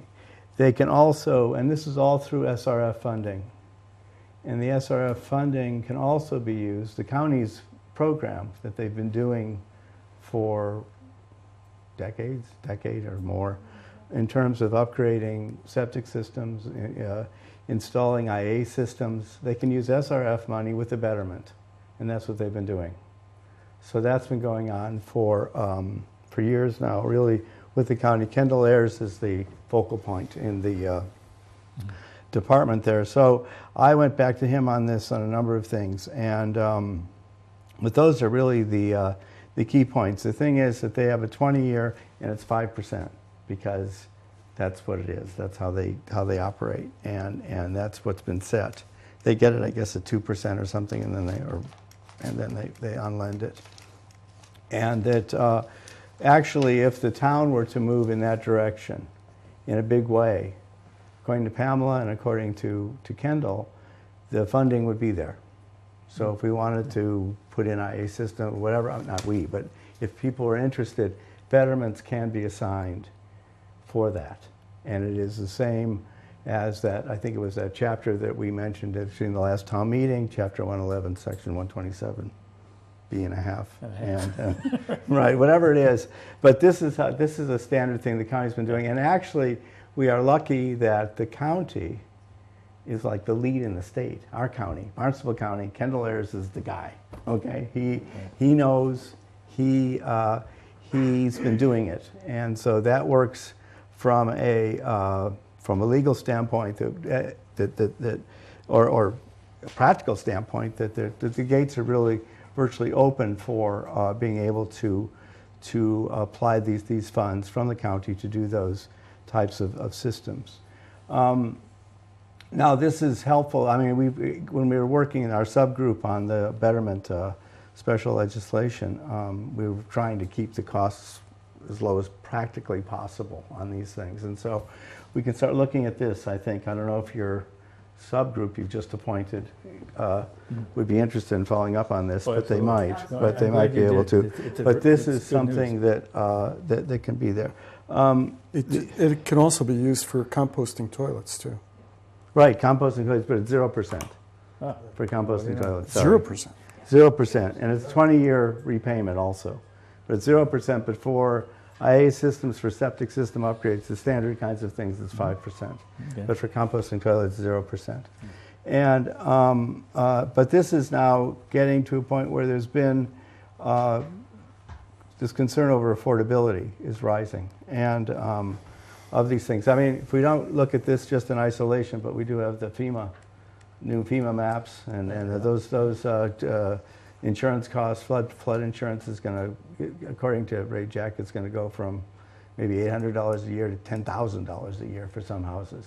And so if they raise the house, which probably makes a lot of sense, versus paying $10,000 a year, it can be reduced.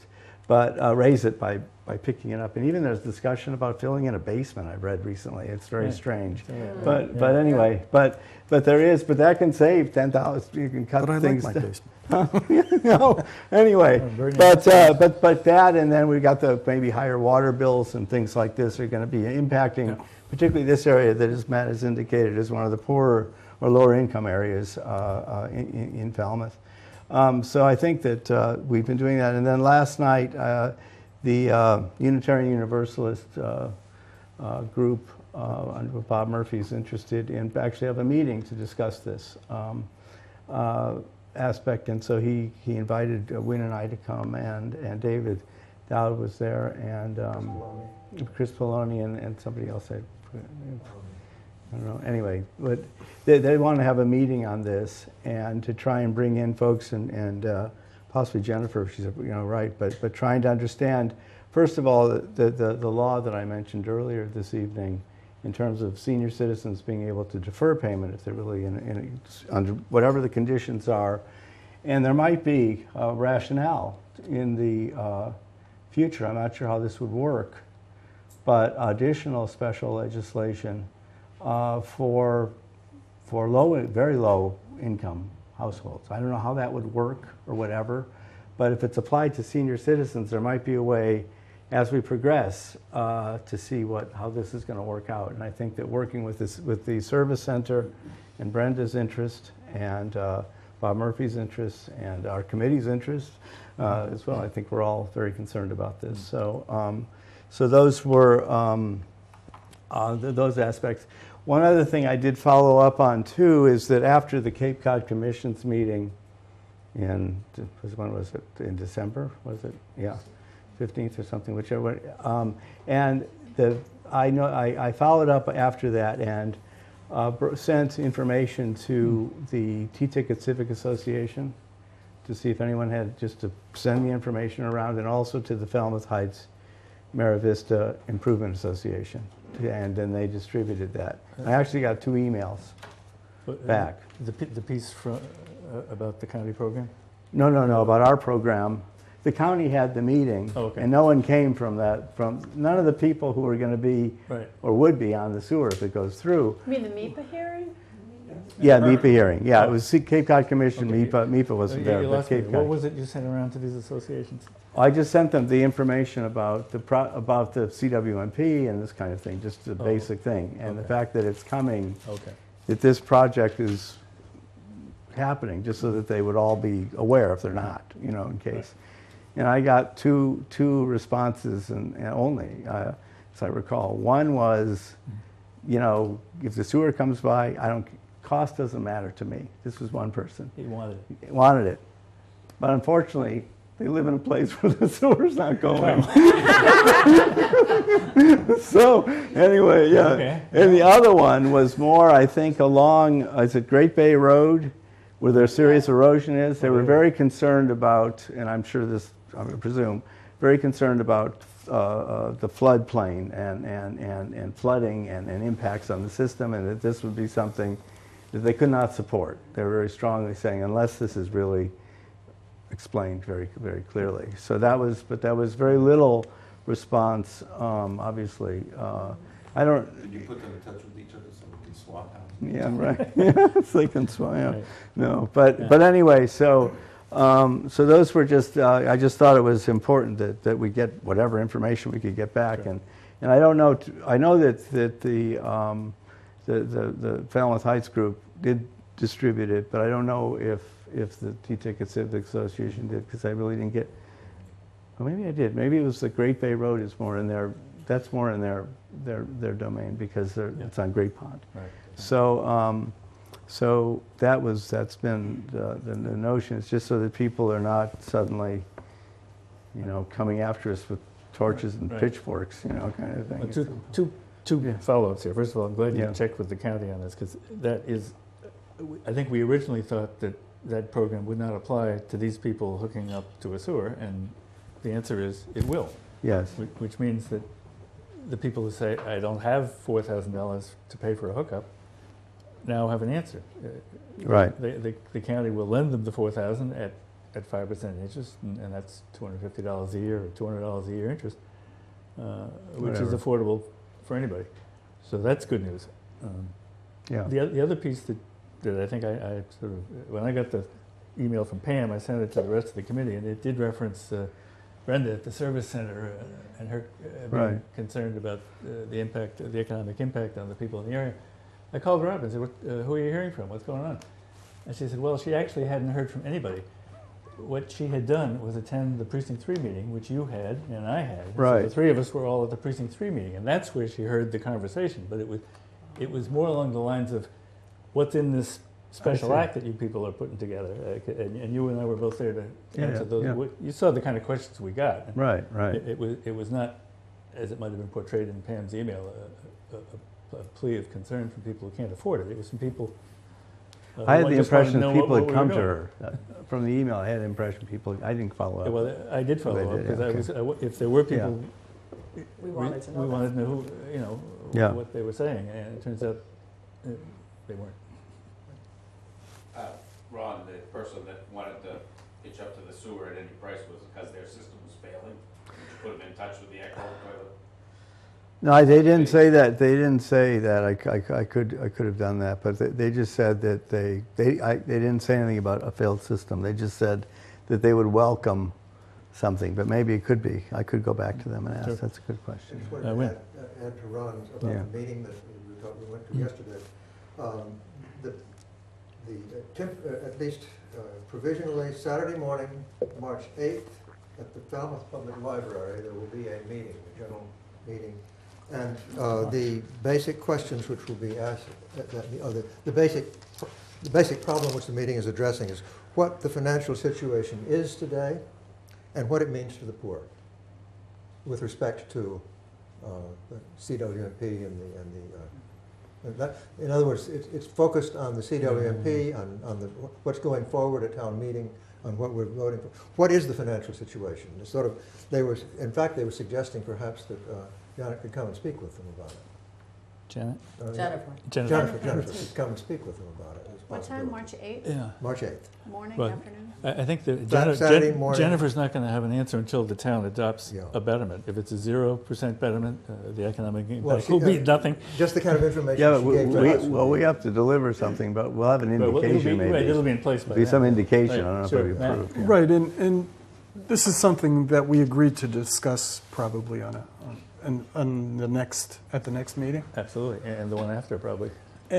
Right, and I think even though there weren't that many people, I mean, people that didn't actually complain to, that we should anticipate that there will be people that can't afford it, and we should have alternatives, not alternative systems, but alternative payment methods available for people who really do have a hardship.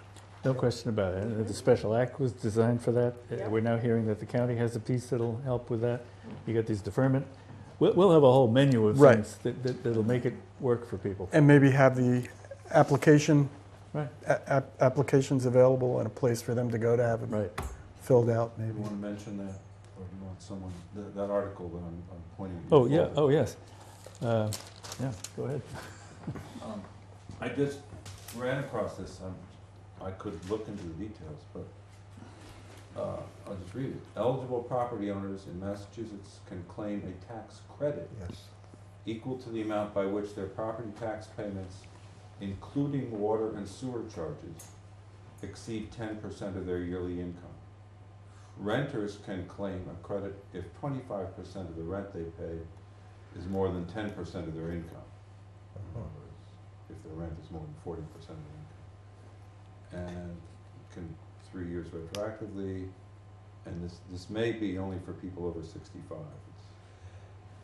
It's I think the it- circuit I think it breaker, is. that what it It's says? not. But 10% over, if it's $20,000 is, let's say they have, I'm not saying it's the I know, answer to anything. but that I'm would saying be it's one of the 2,000, things. which is gonna be more than what I think in our vision would But be there. one more arrow in the quiver anyway, Yeah, yeah, yeah. to make this affordable Right. for people. Mhm.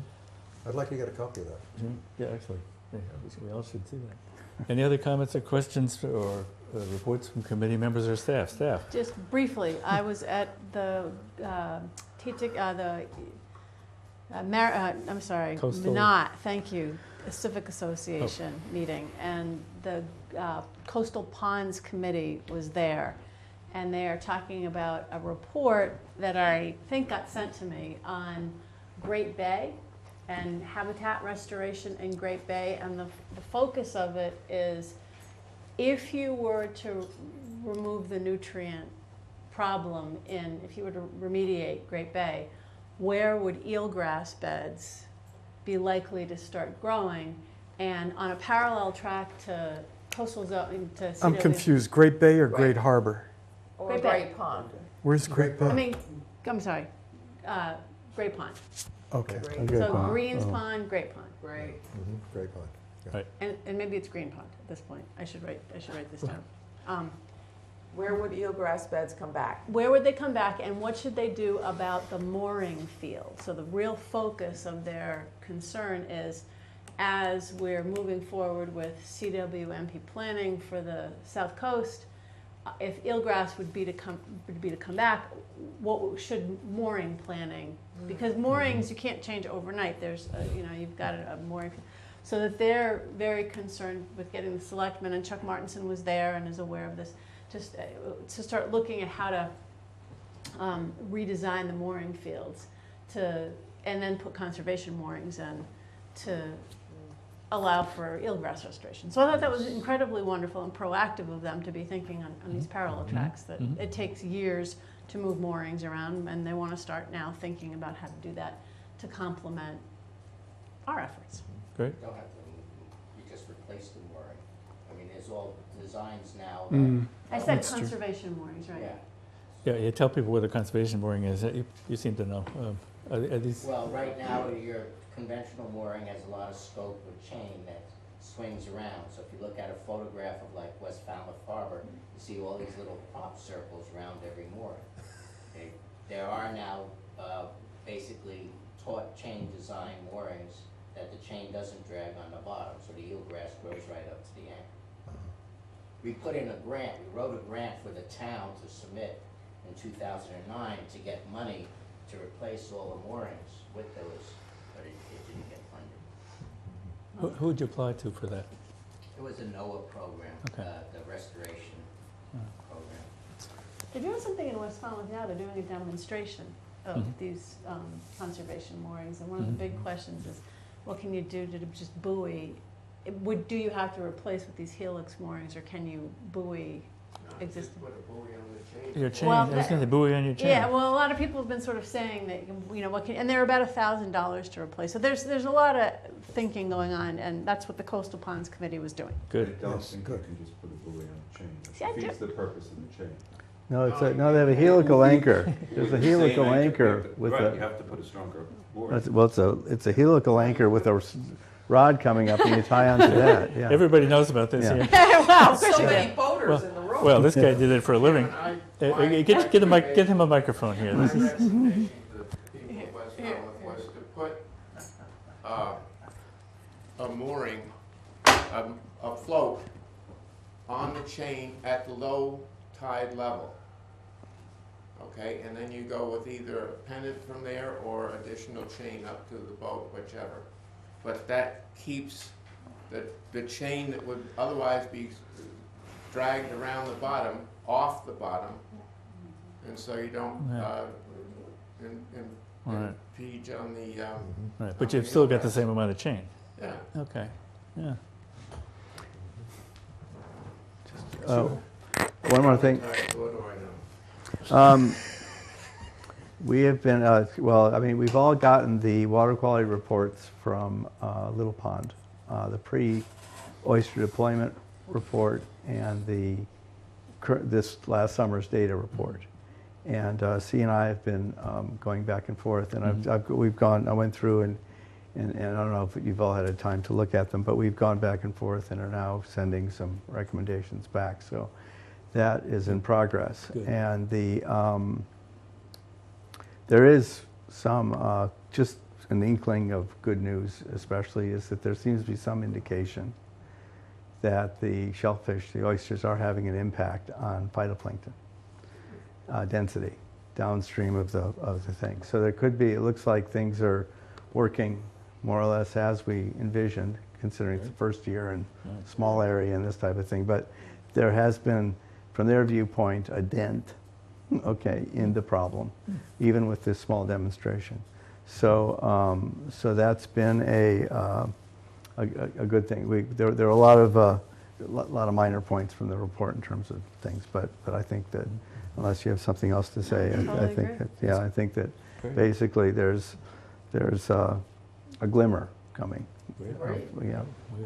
We'll take it. Yeah, right. Okay. Any other reports of committee members and staff? I have a question. Steve?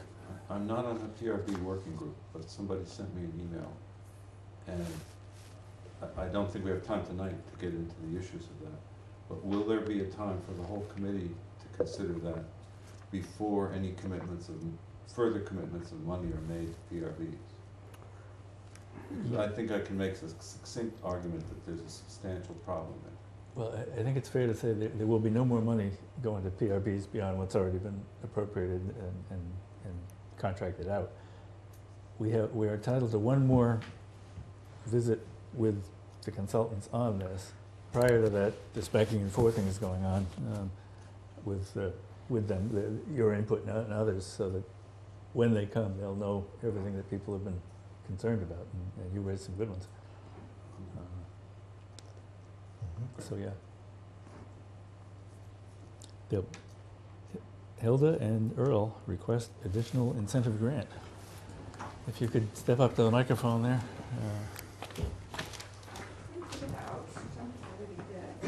I have a copy. Yep, I think I have a copy. I need one. Is this the same one? Yes. Oh, no, I don't know. Is this? I got a new Oh. letterhead Oh, just because I feel. okay. Is it the same, same language? Okay. How can we find it? All right.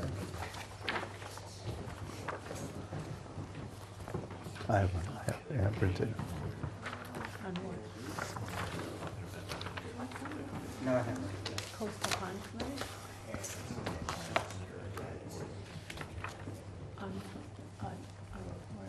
I'm Earl Barnhart. I'm here representing the Alchemy Farm You should use the mic. Neighborhood Association. Can you hear me? Well, it's You the need- television. you Why grab don't the you pick it microphone. up? Why don't you just And walk take it around out? with it or hold it in your hand. There you go. Okay. My name is Earl Barnhart. I represent the Alchemy Farm Neighborhood Association in this meeting. Normally, thanks for letting us come and present our proposal.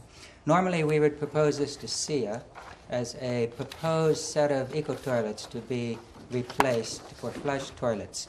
But we're asking for sort of a new category of location, so it would probably end up here anyway. When we first started to talk about eco-toilet demonstrations, which this is, this committee talked about demonstrating in houses, which we're well on the way for, in businesses, which we have not done much on, in public places, which we've not done much on the beach, which we did not do, and on mobile trailer room, which George Hofelder suggested we travel around and let people try eco-toilets in a trailer. We didn't do that either. So this proposal is a proposal to install 4 eco-toilets to replace 4 flush toilets in a community building. Alchemy Farm, which is a neighborhood association, has a community building with 4 toilets in it, flush toilets. And this same building has the Cape Cod Eco Toilet Center in it. And this same building is often used by the public in various auditoriums and conference rooms and visitors to the Eco Toilet Center. And it's in a community which already has 4 different homes with different kinds of eco toilets there. So we would like to switch this building over to eco toilets so that when people came there, they could see 8 different eco toilets, all operational. And the committee, if they wanted to compare eco toilets, would have a location with 8 different eco toilets types in one place, which the public could see and the committee could test. So that's our proposal, and I have maps of where they would be and what they would be. It would be 4 different kinds of eco toilets installed to replace 4 different existing flush toilets.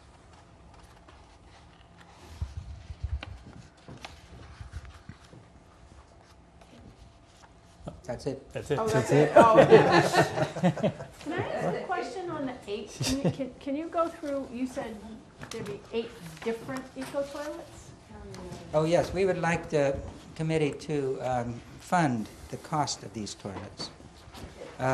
More than $5,000, because our group would not spend more than, wouldn't do it all.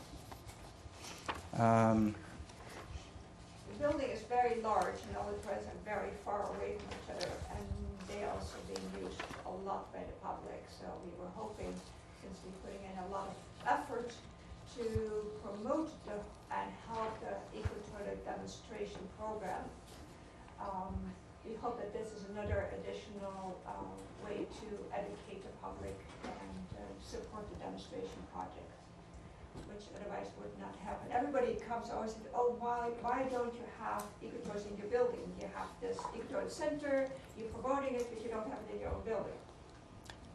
That's the. There's none in your building now? And there are 4 toilets in this building? Okay.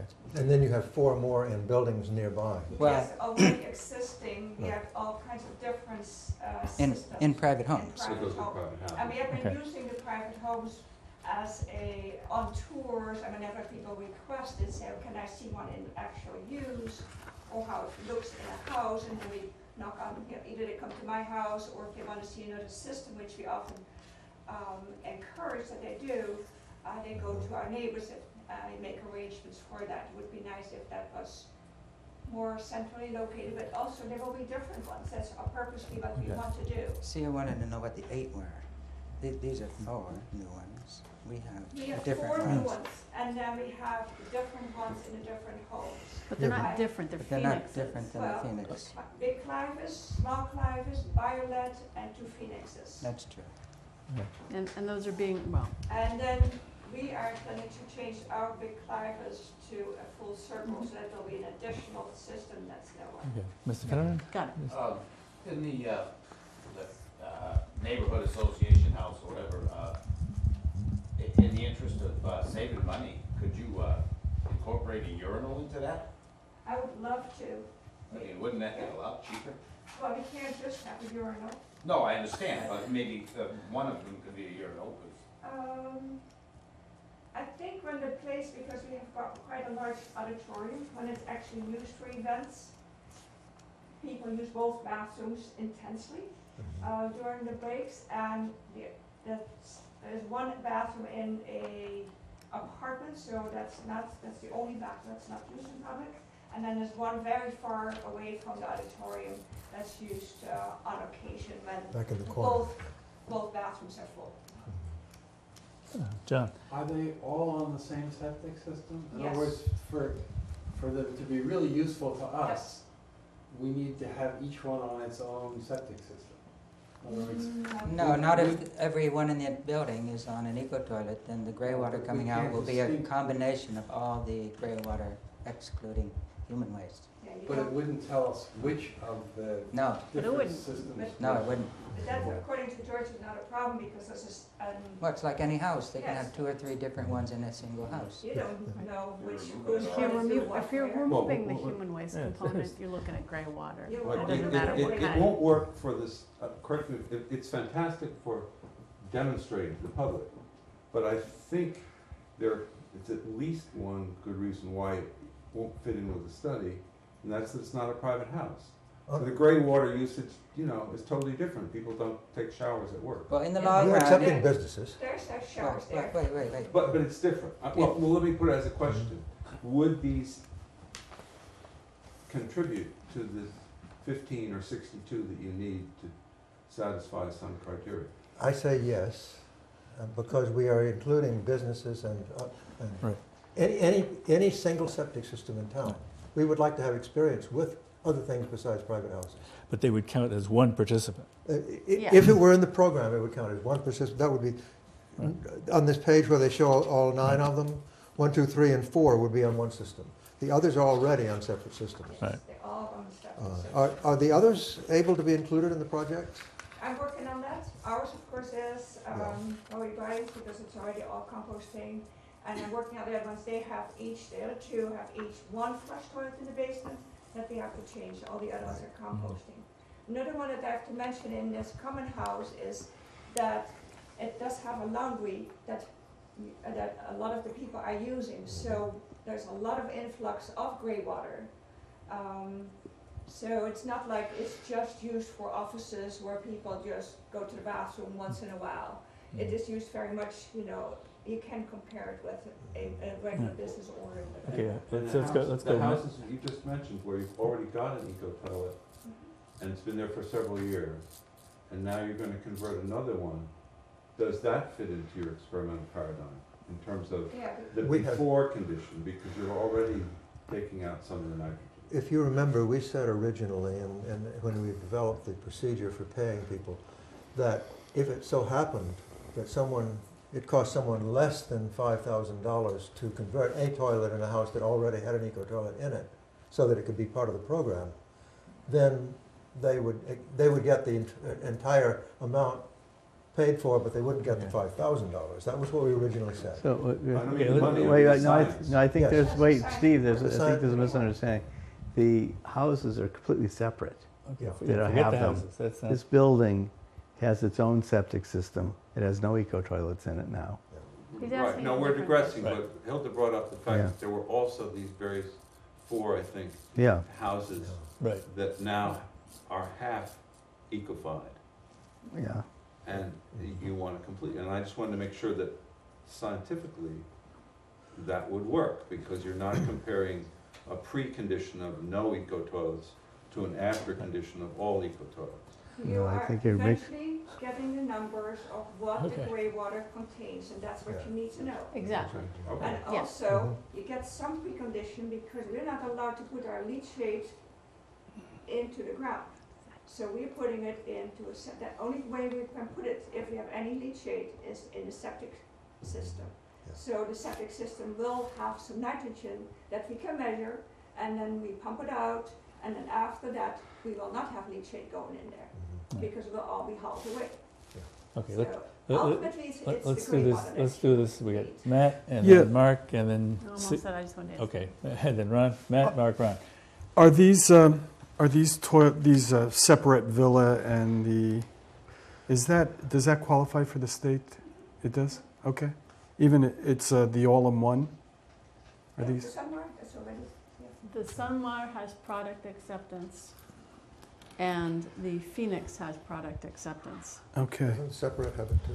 And Okay. the separate, and the Eco-John does not, the UD, well, it's a part of our test site. Okay. They are Well, covered that under- was my only concern, but I do think it would fit into our program. Okay, Matt, Mark. I don't understand if you test the septic system before installation, you have a benchmark, and then you put these things in. I don't see how you couldn't get valuable data from it. We have, from the very beginning, we said, if you remember, there are a lot of people in Martha's Vineyard who have a whole group of eco-toilets. We tried to get them interested in doing this, and they said, no way, we won't have anything to do with it. So we haven't persuaded them. But we also had, and there are people also elsewhere in the Cape who already have eco toilets, which could, we anticipated that some of the people we got would be like that. Because we are interested in getting experience with a number of different situations. Okay. Actually, George Cornfellow was extremely interested in the Martha's Vineyard project where there's 17 houses on 2 septics. Right. And he thought it would be very valuable because you kind of group a bunch together instead of having you don't have to make so many samples, you can kind of an average. Or Right. suddenly you have 8 and whatever number of houses on one septic, and what is the average residual nitrogen load or nutrient load in the grey water? Right. That's all you're Yeah. really after. Right. And he really wants that group to Yes. be part of it. Yeah, They Ron. really don't. Yeah, the nitrogen testing is one aspect. I think the more important aspect here, and this is, Billy and I fight over this all the time, is whether these things work in a public environment.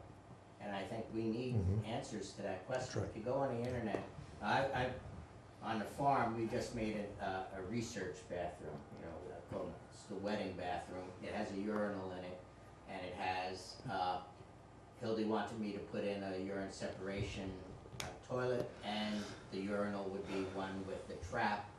I opted for a low flow urinal and did not go with the separation toilet because there's a lot of issues that you read on the internet. And one of them, for example, is in a urine separation toilet in a public environment, a lot of people aren't trained how to use them.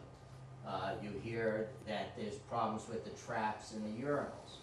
Okay, we need to start gaining some information and insight in whether these problems are real, which systems are the worst, which might perform the best in a public environment, what we ultimately might want to put in the schools, what have you. So it's not just the nitrogen, it's just the practical aspects of using these IA systems, eco-toilet systems in a public environment. And this is, we have no tests underway on that, so this would be a way to get information That's right. to that extent. I'm not sure what information you're gonna get. Will people not use the toilet because they don't like the No, foreign? whether a little kid takes a dump in the forward part of the Okay. toilet, But, is but, that a who, real problem? but who's gonna keep track of that for our scientific analysis Well, purposes? in other words, it's a different experimental You. setup. George is Yeah, going to no. keep track of Well, what's George going will not be there watching the little kid to see. But he will hear from him. He will hear from the people who want it. No, I mean, it's very simple because we part owners and we will use the 2 most used bathrooms next to the auditorium and the conference room be urine diversion. That's our plan. And we will have to experience that. There are kids running around and that use the building. There are neighborhood kids that don't belong to the neighborhood that use the building. There are friends of the neighbors' kids, and then there's just all the people that are coming for events. As for reporting problems, Sia, isn't it true that the people in a normal house who switch to eco toilets have to report anything unusual in some kind of periodic Every time report George to the goes there. town? Well, and I've been, I obviously, as part of the Eco Toilet Incentive Program, check in with people probably pretty much monthly to make sure, learn what's going on, see if anything's been happening, and things have been happening, they contact me. So I think the idea would be that this would be something that I would oversee. I mean, I'd oversee somebody, me, whoever it is, would have to oversee the functionality to document it. Virginia, then that? I have a couple questions. If this proposal had come in saying we want to put eco-toilets throughout our building, and we want to be part of the program and we just want 5,000, we wouldn't be discussing it here today, No, we wouldn't. right? No. It would just be a routine application. That's right. Okay, what the difference is that you're asking for 10,000. You're asking for, 20. 20. oh, you're asking for 20. Well, whatever the 4 might be under, it could be 15, could be 16, depends how much the installation costs. We know what the equipment costs, but we don't know what the installation will cost, because every installation is different. Yeah. There's no standard, like if I put this toilet in, it will cost that much. Okay. Not yet. You're actually going to my next question. So you're not actually asking for a subsidy times 2 or times 4. you're asking that the entire cost, whatever it may be, that's your request. I'm just trying to be clear. You're not intending to put any funding into this. You're asking, will this incentive program fund an entire installation to the structure, whatever the cost may be? I would say it would probably be between 15 and 20. So Yeah, but I asked But her yes or no the answer question. is yes. The answer is yes. Right, so All you're, right. you're Although basically I asking think for it would be a different deal than we're offering everybody else, which is we offer them 5,000 and they pay the rest.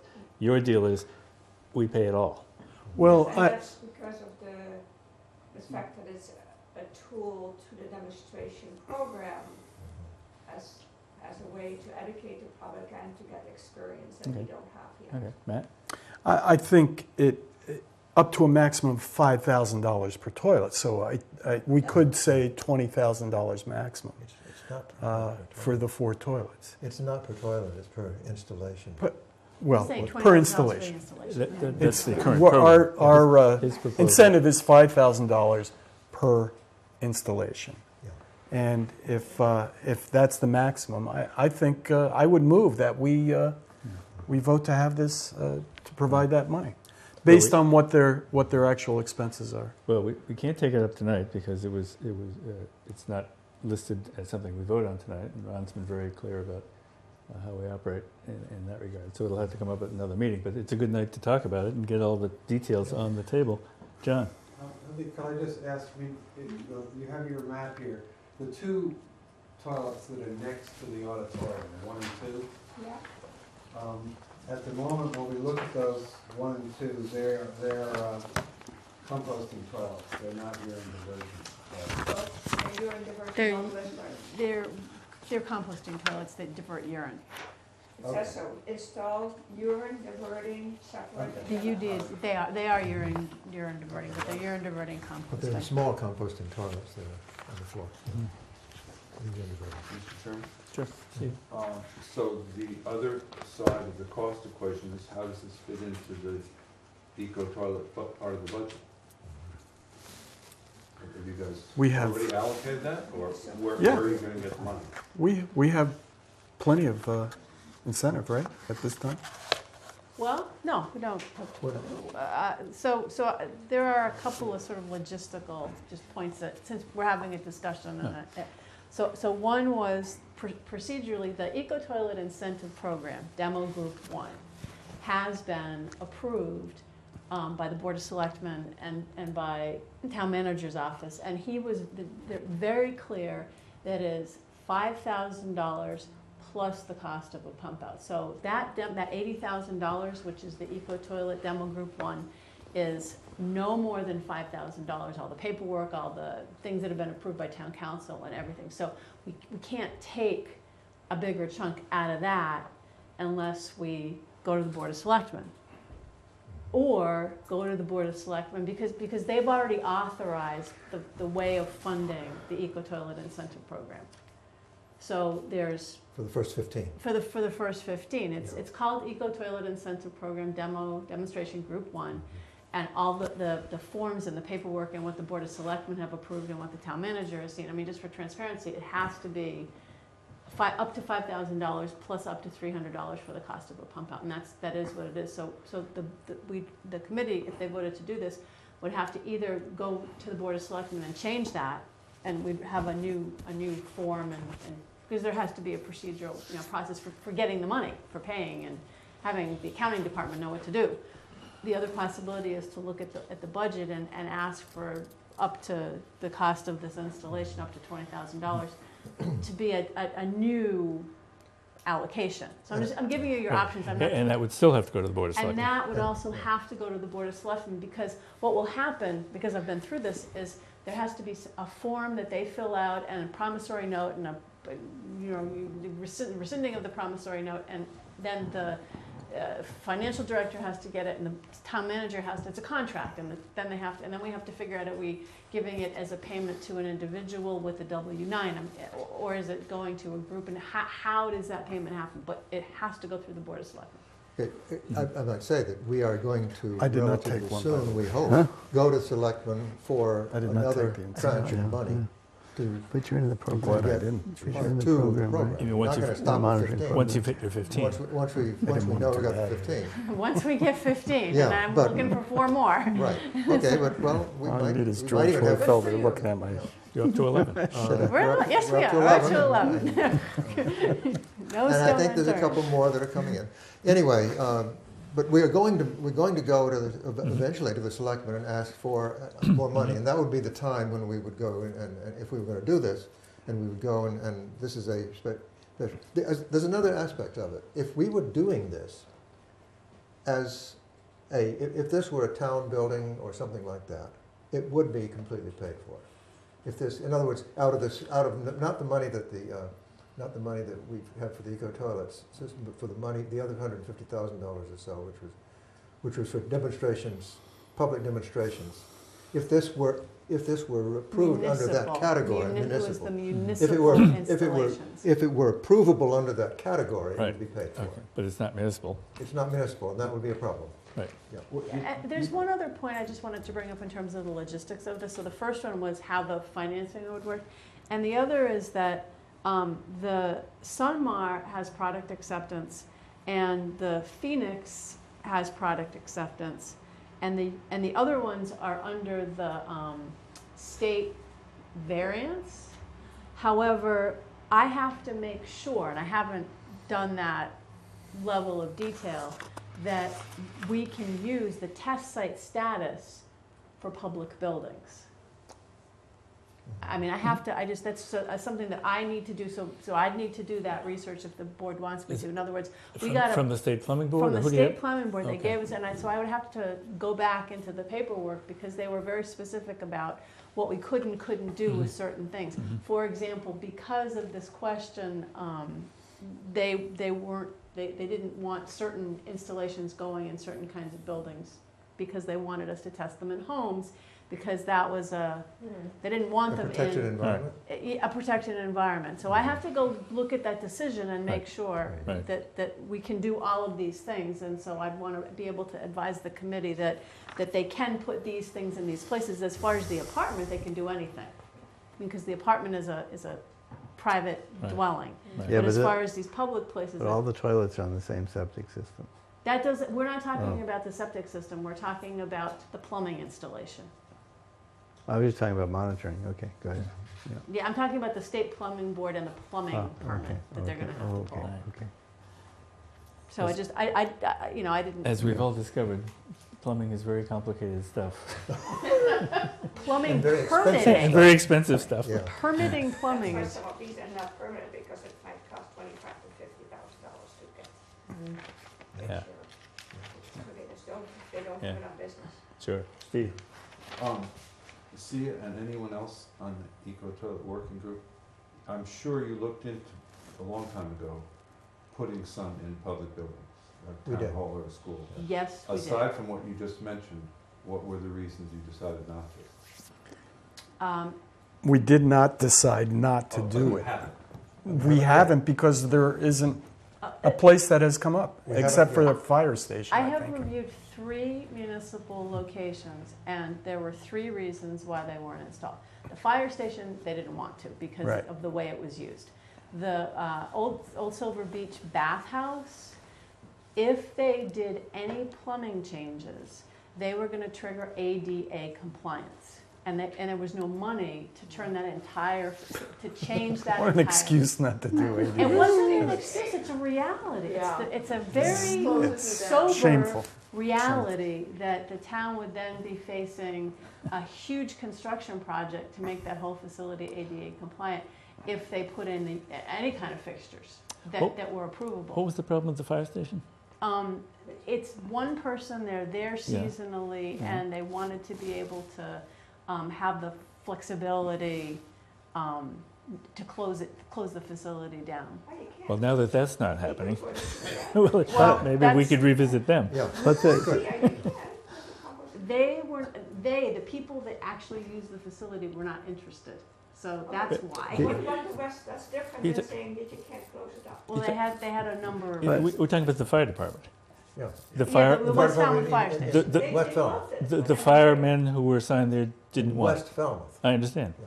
One guy, Um, one station. They didn't think that it made, they didn't think, well, they didn't, in their heads, we had several discussions, and in the same way that I don't tell people who don't want to put it in their house that they have to do it, I wasn't in a position to tell anybody else that they had to do it. What about the town hall? But that installation would be so easy, and the one that I met over there, they said, absolutely, that would be the greatest thing, all I heard, they said, if we can deal with the gray water, because they wash their fire engines. And their hands, so they had to put in a Title V system, and that's what they put in. Oh, They had to do it anyway because you had to have a leach field, even if you put in the composting toilet, because they have gray water. It wasn't gonna, they were interested initially at 30,000 feet because they thought it was gonna save them money. When they realized they still had to do all of the standard Title V because of the gray water, then you saw this as an additional expense. And they didn't see that they wanted to have the additional expense, even though we could have given them the $5,000. Yeah, that's the easy one, just They- one they- bathroom and yeah, basement. Right. yeah, one toilet. But it's a I was $10,000 disappointed. installation anyway. I was disappointed in their decision, but, But that's Yeah. why they didn't want Yeah. to spend any extra money. I mean, I think you also have to understand that they Yeah. were under. a bargain on that from Maury Hawks? And then, On the installation? On the installation in West Falmouth, I thought I heard that comment made when they were talking about closing the It station. was North Falmouth. Apparently not anyway. enough of a bargain. bargains. Yeah, I thought she was. Right, so we have, and I looked very carefully, and I sat down for, hours and hours and hours of trying to work through it, and then they make their decisions, and Yeah, I see- especially I with see the, that. with the old Silver Beach bathhouse. I mean, we spent a long time, this was going back 2 years now, last, summer before last, Mm. that the specter of ADA compliance was very expensive. It's also simple statistics. You've got 20,000 houses in Falmouth. You guys have broken your backs to try to get people to sign up. You're barely getting 15. If you We pick didn't, one at random, nobody's you broken get their the fire back. hydrant. Well, you've tried hard. No, we haven't tried hard. Well, I disagree with that. that. Yeah, I think they know the end of the okay. If you pick one at random, the odds of them saying yes are low. All right. Once the vector of the tax bill and everything comes down, it'll be a selling tool. Yeah. You know, once this thing goes through and they realize we're spending all these tens of millions of dollars, I think you're gonna find that people will become more interested rapidly. That's just my feeling, but. Well, we'll see. Ron? Just 2 points regarding the Alchemy Common House, is that the Eco Toilet Center, if you're talking about the cost, helping them with the money to put that in, the rental fee for that Eco Toilet Center, $500 a month, is being paid by a foundation. So the town is getting a deal, in that, and all the work that they put in. So it's to me, that needs to be taken into account when this committee decides whether in fact it should recommend to the selectmen That's a that good money point. go towards this Eco Toilet Center project. The other thing that to me is the biggest problem we have across the board with all these alternatives is they're all new concepts, and the existing regulatory scheme has to be changed. Okay, and that's why the Article 42 argument, I wasn't there because I had a broken leg, so I couldn't fight you. But the fact is, to me, it was, we need to get people to start thinking that there has to be changes. And there has to be changes in the plumbing code in this state. There has to be changes in the way we manage aquaculture if we're gonna end up using oysters to clean. There's a whole slew of regulatory changes that are gonna be the obstacles to all the alternatives. We need to identify those and start, that's the hardest battle, and start working to overcome those obstacles. Just a little side thing, but it's very important because it is about wastewater. There's the new Federal Food Safety and Modernization Act. The FDA put out their proposed rules, and that had to be responded to in November. They finally said, we're going back to the drawing board. But one of them, for example, would have required us to put sanitizer in our wash water for the vegetables. And they didn't see any problem with that, the FDA. Of course, there's no way to monitor it nor anything else. But the more important thing, in Massachusetts, you put any additive into your wash water, that becomes industrial wastewater. Okay, industrial wastewater water can no longer go to a septic system. It has to go to a double wall tank with 2 I guess you have to hit it again. and a pump out and the whole 9 yards. So there's, it goes on and on. Other states allow you to use portable hand washing sinks, not Massachusetts. No. It has to be hard plumbed. If it's hard plumbed, it has to go to a Title V system. So there's the aquaculture. We're right now in a regime where we have to have lease sites to have aquaculture. The idea of the municipal, if we find that we want to raise oysters in the estuaries for the purposes of cleaning the estuary, it's a different public purpose, and want to be able to sell it, then you might want to license people to grow the oysters, Right. and that's a whole new Right. regime. So I think we need to be taking on some of these issues and putting this in a public building and taking on the plumbing board and educating people on what changes are necessary is going to be the biggest battle we have. No question. It's huge. Any other information or questions about the Green Center proposal before us tonight? Okay, thank you very much. That reminds me of one change on here. The first time we sent this proposal out, we had the Green Center be the applicant. Yes. Then we realized that the property owner is the Alchemy Farm Neighborhood Association, so they are the applicant. Different one. Okay. Got it. Okay. Well, and that changes actually because it's a neighborhood association. Yeah. It makes it residential. Okay, we're getting So- there. Good enough. We have a handout, the Harwich report. Yep. The only reason this is being handed out is it's a committee just like ours in Harwich that went through a whole lot of the same issues that we went through, and these are their conclusions, and they wrote them up in English, so I thought it would be fun to read them. So, some of them are clearly beyond anything we would contemplate in this town, but they're all sort of informative, and they're smart people down there, so I thought it was worth everybody's while to at least see what they came up with. Great, thanks. They're basically doing sewers? Well, how to finance sewers or wastewater and such, or anything else for that matter. Do they have a sewer in Harwich? No. Oh, No. okay. No. or an approved CWMP. Right, okay. All right, if there's any further business to come before the committee, I don't believe there is. We'd have discussion and vote on the minutes of the prior meeting. Everybody received them in their emails? Did we have any comments or anything? Matt said they were fine. Matt said they were fine. Yeah, you took them, actually. Right. So anyone who doesn't think they were fine can take the minutes at the next meeting. They were brief and they were good. I had some changes. So Yeah, Matt, look, I sent in some. We have changes. I sent in some changes, and to you, I think. Oh, God. yes, I didn't Did get you it. see them? No, Okay. no, remember Oh, you're supposed to get all the changes. you're right. Yeah, I sent them in to you. All right. Um, I'll blame the blizzard. I didn't do anything with them, but I can you? I think I have two, there were two, and. Are they substantive changes? can you bring or them No, up? they aren't, well, one of them is worth doing, I think. Okay, yeah, let's hear it. Virginia, this is on the last page, I believe. All right, let me see for sure it's on the last page. Okay, we'll just. Next to the last page, I think. Virginia Valley Ella stated that the minutes will reflect that there is no meeting on 12/19. General agreement.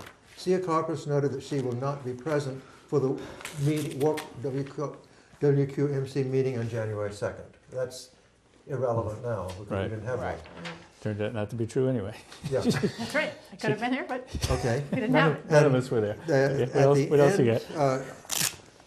3 paragraphs down or 4 paragraphs down, when Monroe reported that, and I deleted, he will be meeting with Todd and John Bologna of Coastal Engineering to brief them on what Falmouth and the WQMC are doing on December 20th. He will also be meeting with one of the Orleans selectmen if he is available on that day. I didn't, but that's. So that's just an additional piece of information. Yeah. So what, When Monroe reported, at the request of Todd Palmatier, that he will be meeting with Todd and John Bologna. And there, I eliminated,